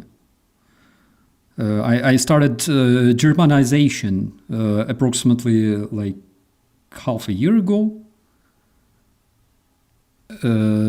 Nudeln und Bratwurst. Ja, genau. Gebratene Nudeln, alright. Kartoffelpüree und Bratwurst. Kartoffelpuffe mit Äpfelmus.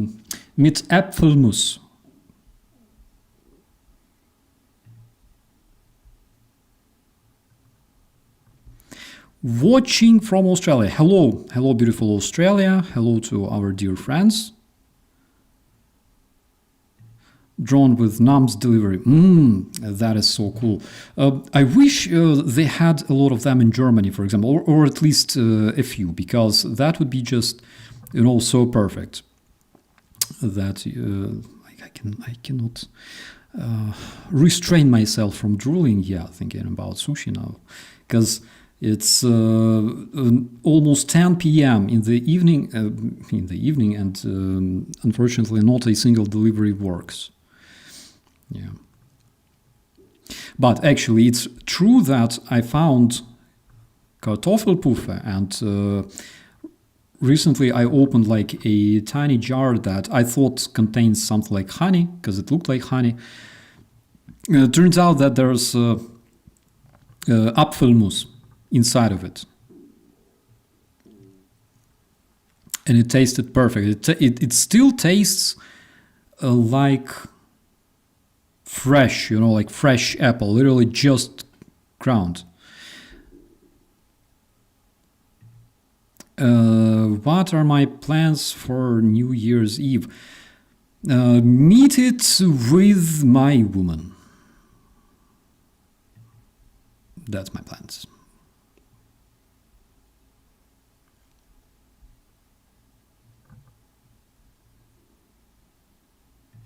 You're focusing on Epstein files is so stupid and pointless. Like, what does the file have to do with your war? So I will answer this with a different points of view. I think that defending Epstein and literally trying to make other people talk less about Epstein basically makes you like him, all right? Like, you are like the dude, like version 2.0. That's literally you, my friend.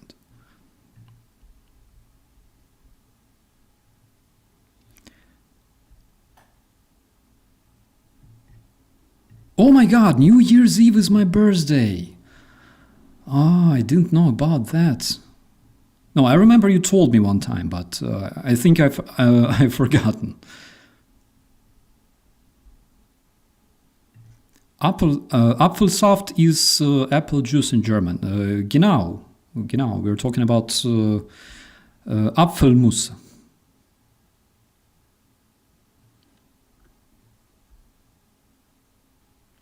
Supposedly there is blackmail on Putin from Epstein files. Don't know. Blackmail on Putin from Epstein files. I don't know how can you blackmail Putin. He, first of all, he doesn't care, and second of all, he committed all sorts of shit that blackmailing him doesn't make sense at all. All right. I don't even know what to say. Like how to blackmail Putin.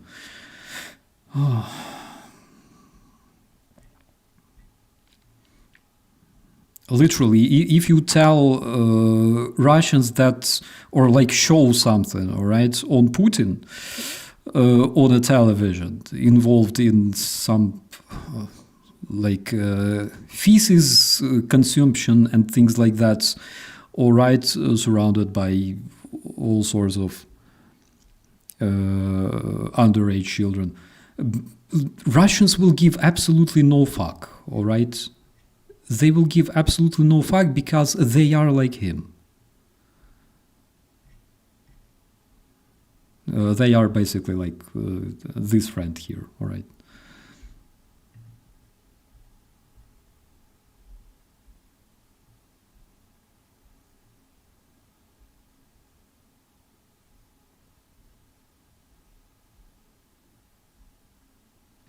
Putin might be gay. There are evidence that point at this, okay? But that's not something that I was searching for specifically. Because he might be whoever.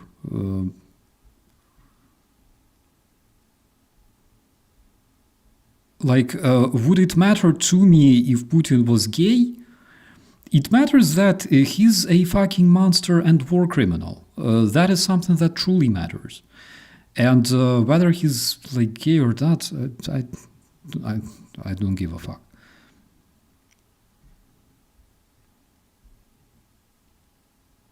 I'll tell you this: Putin is definitely Peter, but most probably not gay. I think.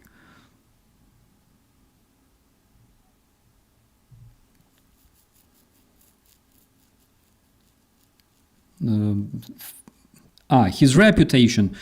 Maybe, yeah. Well, maybe that would damage his reputation a bit. But then again, guys, his whole fucking population of slaves is a population of slaves. He just goes out and says, all right, yesterday gays were banned in Russia. Today gays are just, exactly what we need. All right, to make Russia better. And everybody will be like applauding, yeah, our Tsar said we can now engage.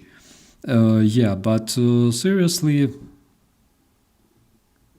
Russian population is incredibly stupid in terms of this.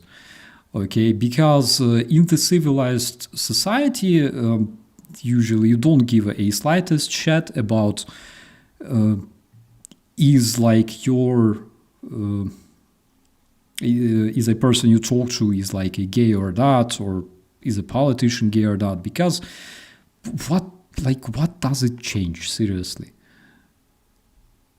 It's as if, sniffing somebody's dirty fucking bed shit. Literally, like people like Russians, all right, discussing like that one is gay, that one is not gay. That is literally like going into somebody's apartment, like lifting up the blanket from the bed and literally starting like sniffing someone's old bedspread on the bed. Like with stains of different colors and shit like that, and fucking enjoying this. And that is literally the portrait of 99% Russian people, because they enjoy this. They enjoy sniffing that shit. While generally in the proper society, you just don't give a fuck.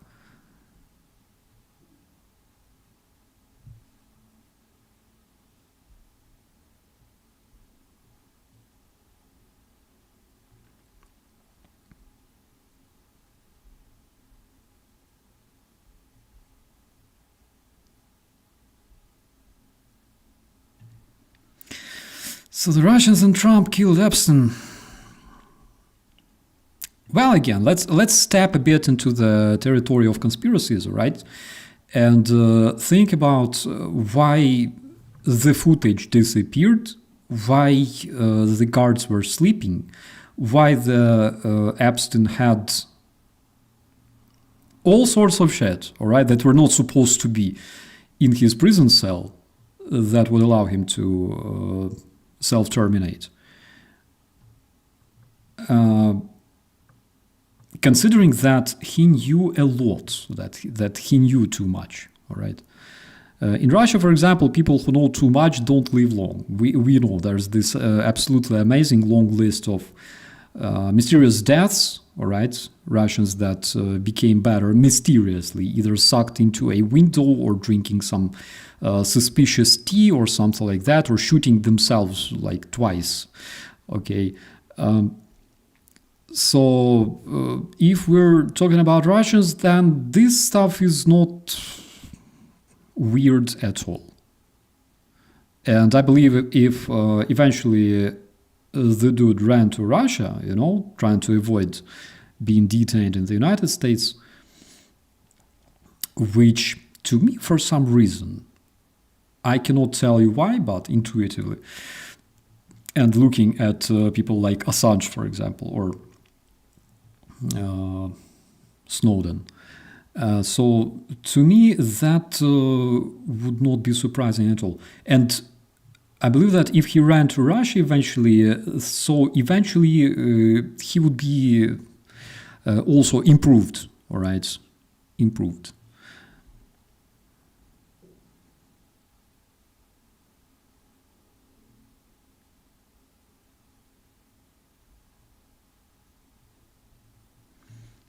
People are blowing each other since the beginning of time. Don't try to blow me and we good. Who cares? Yeah, I agree on that.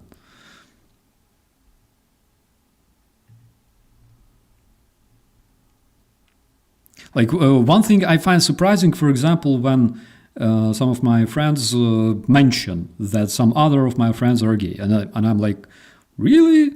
And the only reason why I react like that is because I never thought about it. I don't give, like, I cannot find a slightest damn, a slightest fuck to give about it. That is why sometimes, yeah, I'm honestly surprised to learn things like that.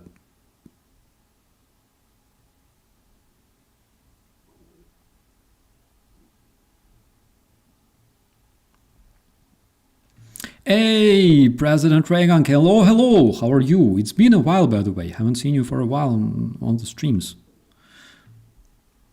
I hope that you've had great holidays.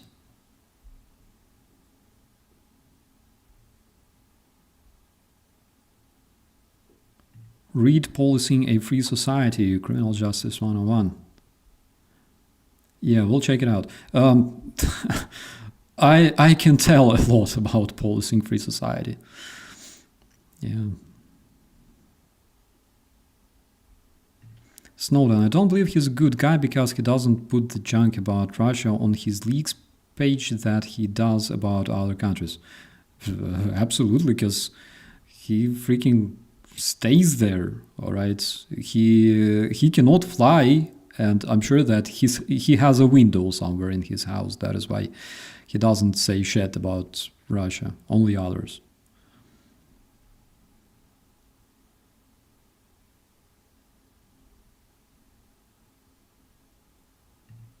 Have you heard of Paul Manafort? He has strong connections with Trump and the Kremlin. Yeah, one of the things that Epstein, for example, was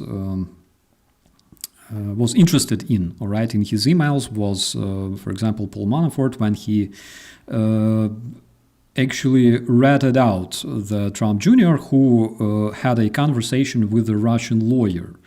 And this Russian lawyer, it was back during the 2016 investigation, and this Russian lawyer was known for actually being a lawyer for people affiliated with FSB.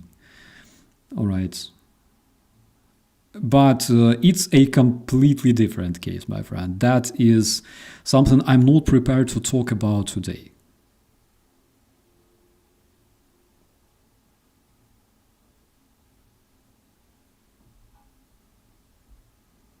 Managed to solder an audio on off switch for my son's fire truck. Just want to spread some positive news. Congratulations! It's so cool.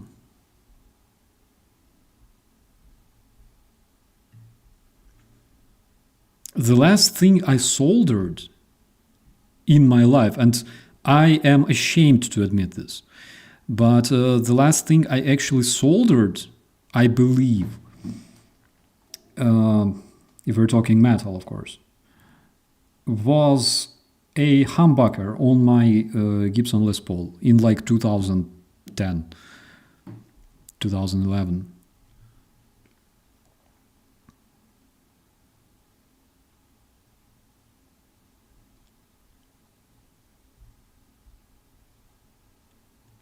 Is there a statistic about how many toilets the orcs stole?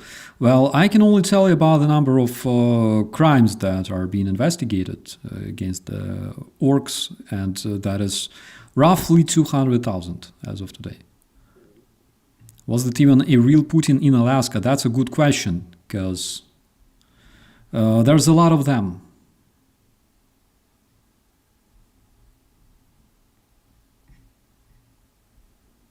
Russia is eating itself 100%, and it will be even cooler to observe next year, around let's say June, July.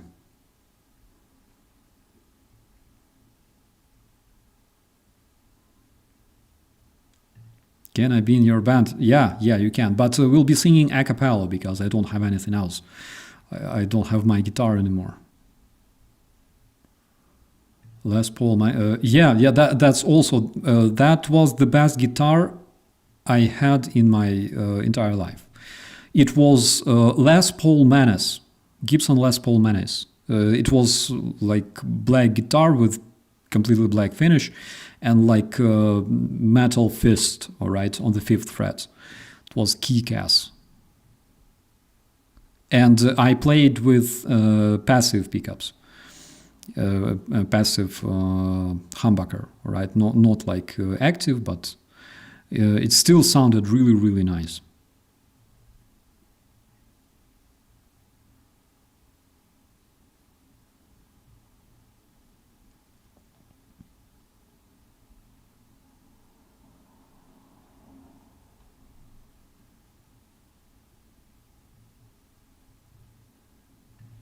I found gay people I know to be some of the most strong in capacity of empathy. Some of them can be assholes, of course. One of them owes me like 800 euro still. But yeah, people are different. Again, it proves that it doesn't matter like what your bedspread looks like. It matters what sort of person you are. Why don't you have that guitar anymore? I sold it. I sold it because there was a point in my life when I realized that I would rather prefer listening to music than making it. And I sold it, and years later, I felt so sorry about that. Yeah, and I still regret about it.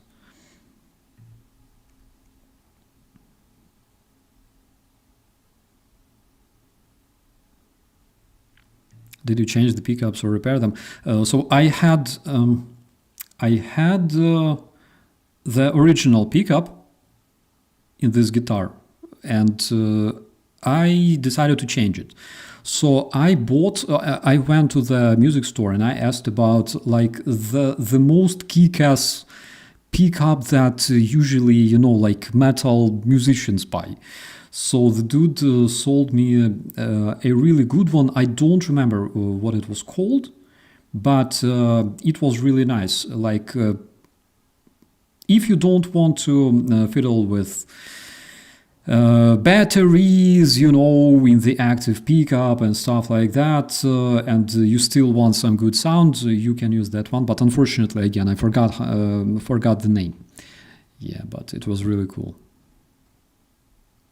I tried to play death metal, grindcore, but eventually, again, I realized that it requires a different type of thinking. You gotta think like a jazz player, all right?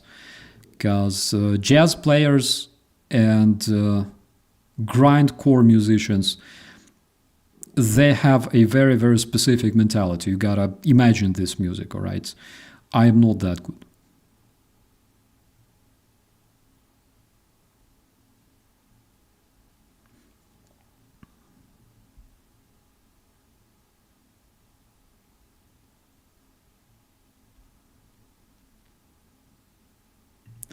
Donald kicked the press out.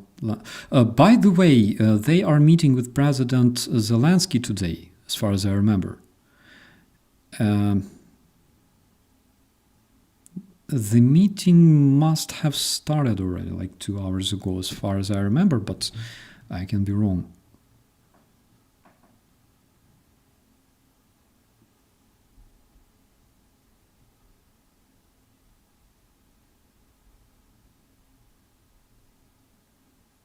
Leave Ireland out of it. We have enough going on. What can I say? Of course, it cannot compare to Cardiff, all right? Cardiff deserves all of our attention nowadays.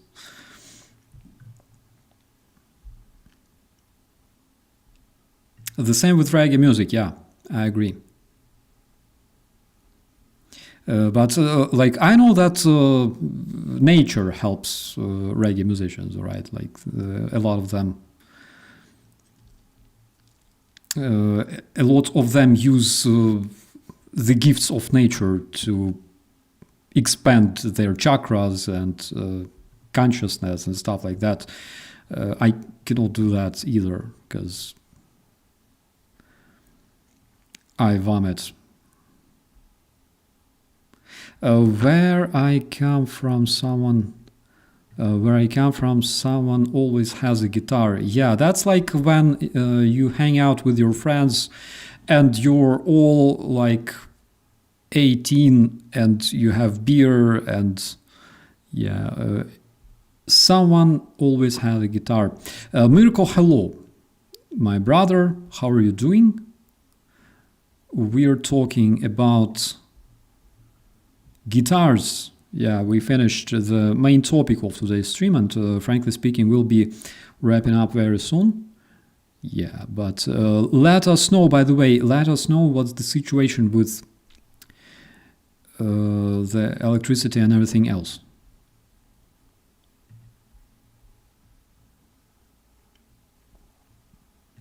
If you regret selling your guitar, please get another guitar. What can I say? Like, I also need to sleep sometimes, you know, because guitar, there's only one thing that is even worse than guitar. It's percussion. For example, if you have this djembe drum and you start drumming, you like go to sleep and wake up in the middle of the night still drumming. And guitar is basically like that. You just sit down and start playing, and it just goes on and on forever. So I will have to choose. Either I want a channel where I can talk about topics like today, or I change it to something else, to music. And believe me, in music I'm even worse than at journalism. Only fact, yeah, I agree on this. Only facts, that's the best way to spend time.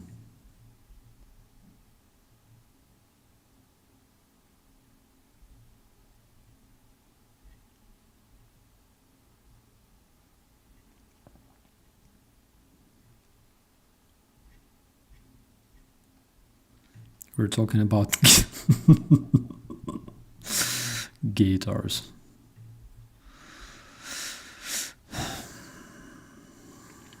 You need a guitar. Everybody needs a guitar.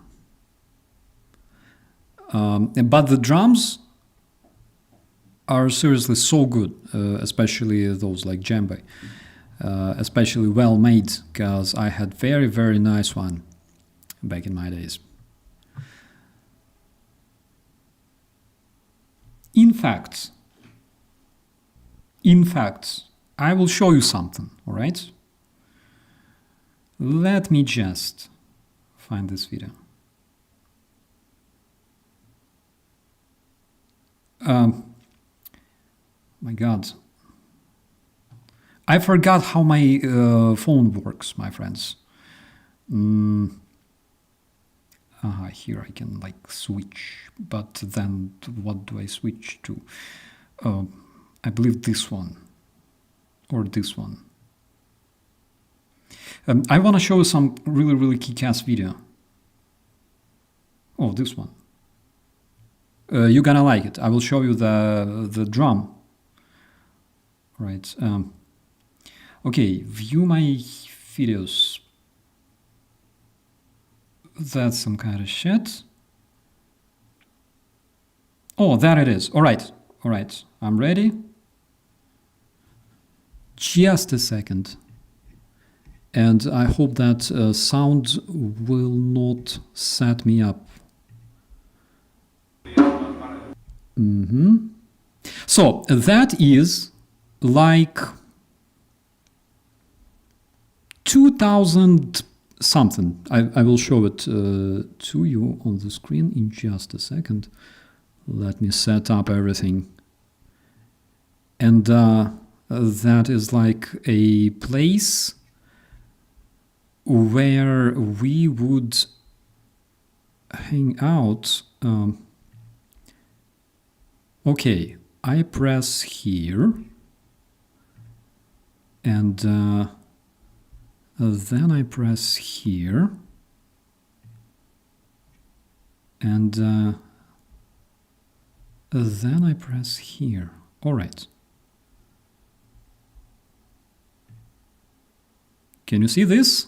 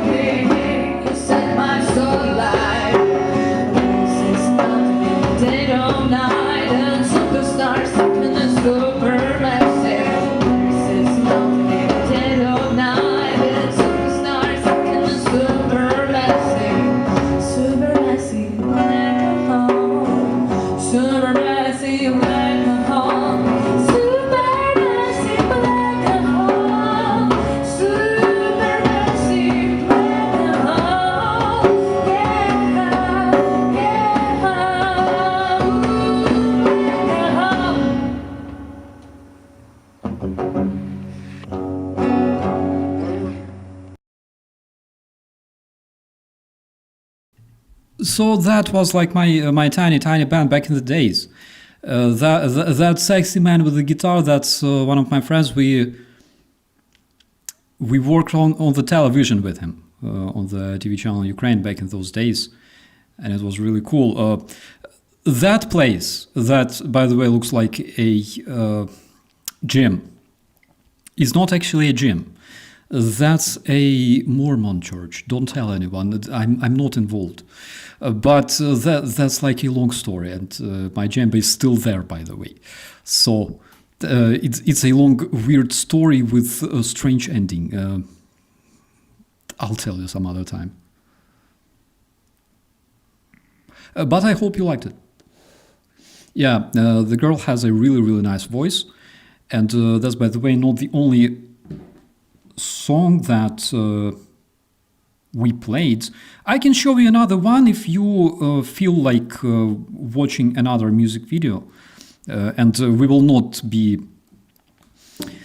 cancelled on YouTube for playing that, because that's literally my content. So I can show you the other one as well. And did not see Mormon Church coming. Me neither. Trust me. That was like would be the least place I would expect to play at, but that's the fact. And that was literally, I would say, days before the Revolution of Dignity. Yeah, and she has absolutely gorgeous voice. Very, very talented.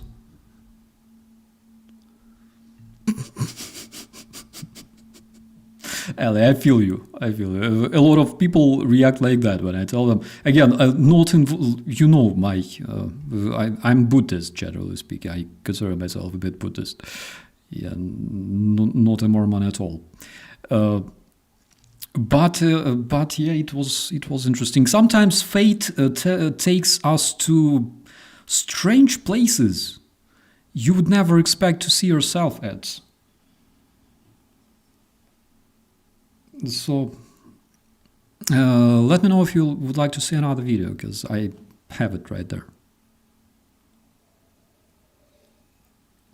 And I also want to probably go and make another coffee, because I'm running out of it. So if you like, I can play this one for you. This one, by the way, she plays with a strange Ukrainian accent, all right? But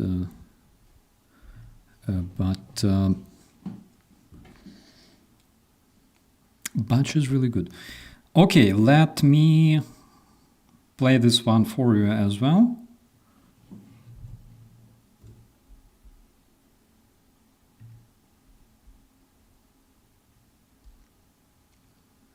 I enjoy watching myself, like young, naive, gorgeous, handsome, young, naive. Yeah, and with a drum. All right. I see the world down it all, had my cake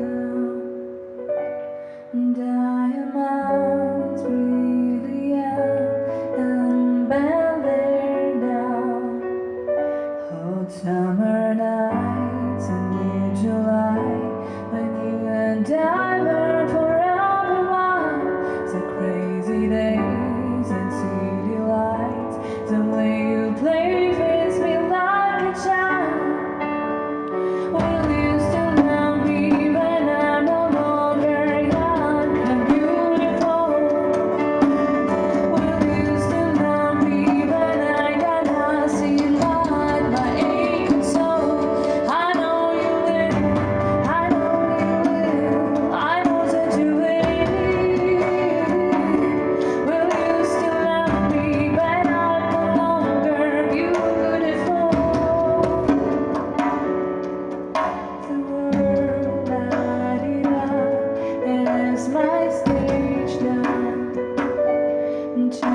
feeling and jealousy in new age now.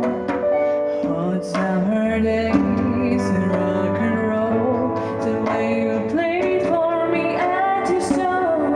And all the days I got to know your pretty face and a Patrick song. Will you still love me when I'm no longer young and beautiful?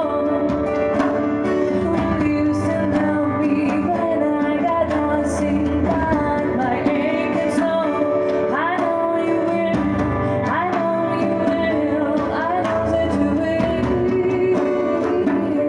Will you still love me when I'm no longer beautiful? Dear Lord, when I go to heaven, please let me bring my man. When he comes, tell me that you let him. Father, tell me if you can. All that grace, all that body, all that face makes me wanna party. He is my son, he makes me shine like diamond. Will you still love me when I'm no longer and beautiful? Will you still love me when I got nothing but my aching soul? I know you will, I know you will, I know that you will. Will you still love me when I'm no longer beautiful?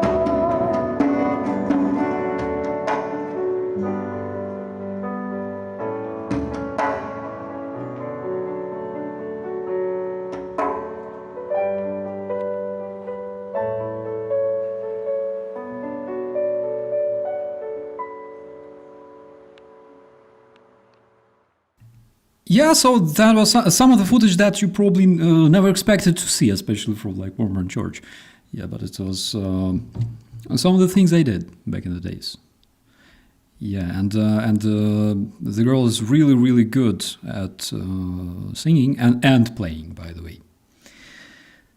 Never knew Carl Pilkington played the bongas. Me neither, because that's djembe right there.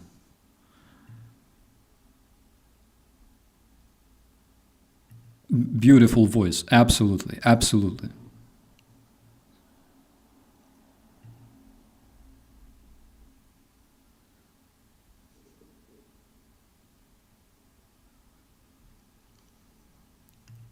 I do not even have to go.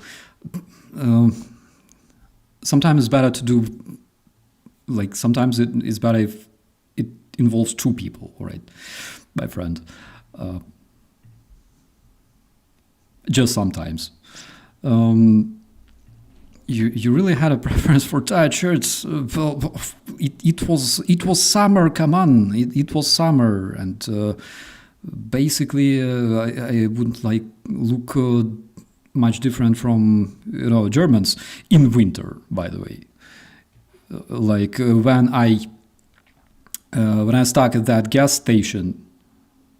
And those guys were helping me with the car.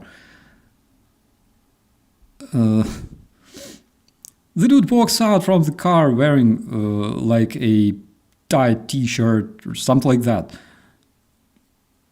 And I'm wearing all of my stuff, like leather jacket and things like that. I'm freezing, I'm shaking. And he's like, oh, I'm fine, dropped the wires, started the car, and everything was perfect. Greetings to the beautiful Chicago. What's for dinner? Literally noodles and bratwurst. Just that. Does she still perform? I don't know. I didn't talk to those of my friends. I didn't talk to them for quite a while, actually. But I think she might still perform.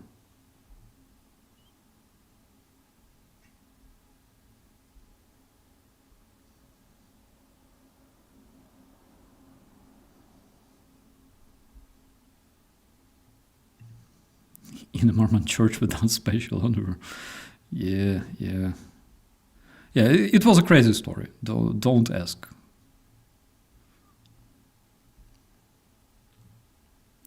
It's one time we had a rehearsal somewhere in the garage with some sketchy dude who gave me a ride in his van that had no seats. I was literally sitting on the floor, and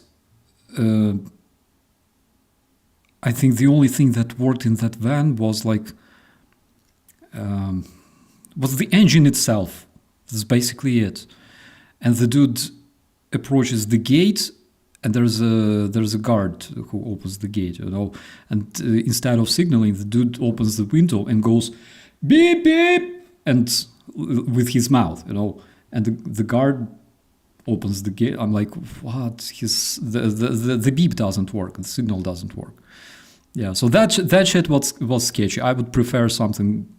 It was metal, I agree. It was metal, it was punk rock and stuff, but I would prefer something like that for rehearsals, even if it's a Mormon church. Sketchy dude with the van, yeah. Oh yeah. I had that experience, yeah.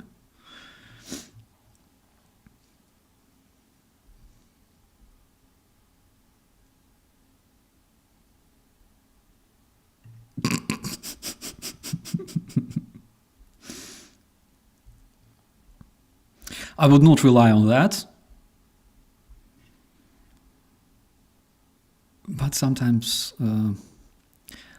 we all do weird shit to survive.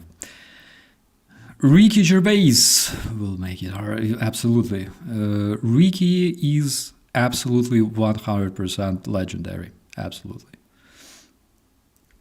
I learned about Ricky from GTA 4, and since that time, I became his #1 fan.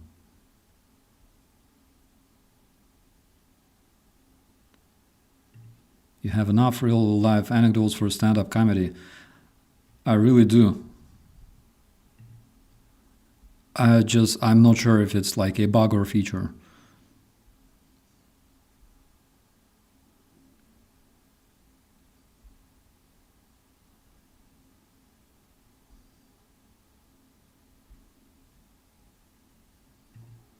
Getting rides in sketchy vans was not on my bingo. Yeah, especially with like metal musicians. Yeah, that's the sketchiest case.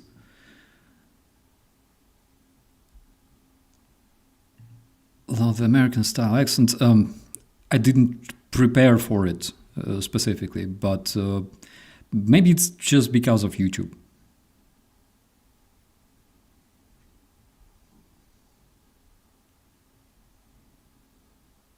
I had a Volkswagen bug back in the days with no floorboards. Yeah, I think it was like a bush car. Like bush aircraft usually don't have anything besides rudder sticks and wings and stuff. But I think it works with cars as well.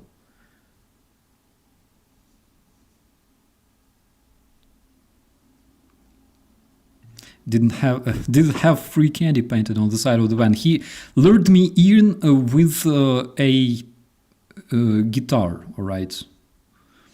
I wouldn't go there if there were candies, but I went there because there was a guitar. Okay. My dearest friends and family, was the conga a rental? No, that was my very, very own djembe. It wasn't conga, that was like literally djembe. It's a bit different size and shape and sound eventually, but it was so good. I could drum for like hours straight because it had like this skin membrane, and after a while you could not restrain yourself, from just touching it. So that was a magic drum. And again, it's still there, I think. Maybe not, but like 15 years past, 11 years.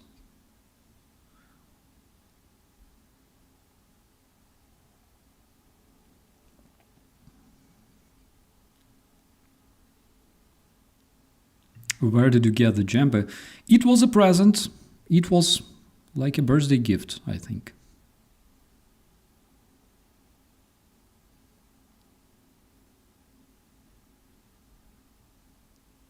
Yeah, but besides all that, my dear friends, so glad that we had this opportunity to meet today and talk about all this. And I'm really, really grateful for having you on my stream. Also, big thanks to all the moderators, as always. Big thanks to everyone who supports Ukraine, and big thanks to everyone who stands for freedom, for our values, democratic values, and stands against tyranny. Because this is something that I believe is dear to all of us, something that unites all of us. Me and you, people on both sides of the screen. So, thank you so much. Have a great evening. Martin, you too. And we'll see you next time. Please let me know in the comments again what you think about the tiny research that I presented to you, because it's very important to me as well, and I'm looking forward to seeing more files released in the United States, and also looking forward for that presentation that has been prepared by those 1,200 absolutely legendary women in the United States, and we will be reviewing this together with you, my friends, as soon as it's available publicly. So, with that, I wish you all a beautiful day or night, wherever you are. Treat yourself with something good. We all deserve that. And be safe. Bye-bye.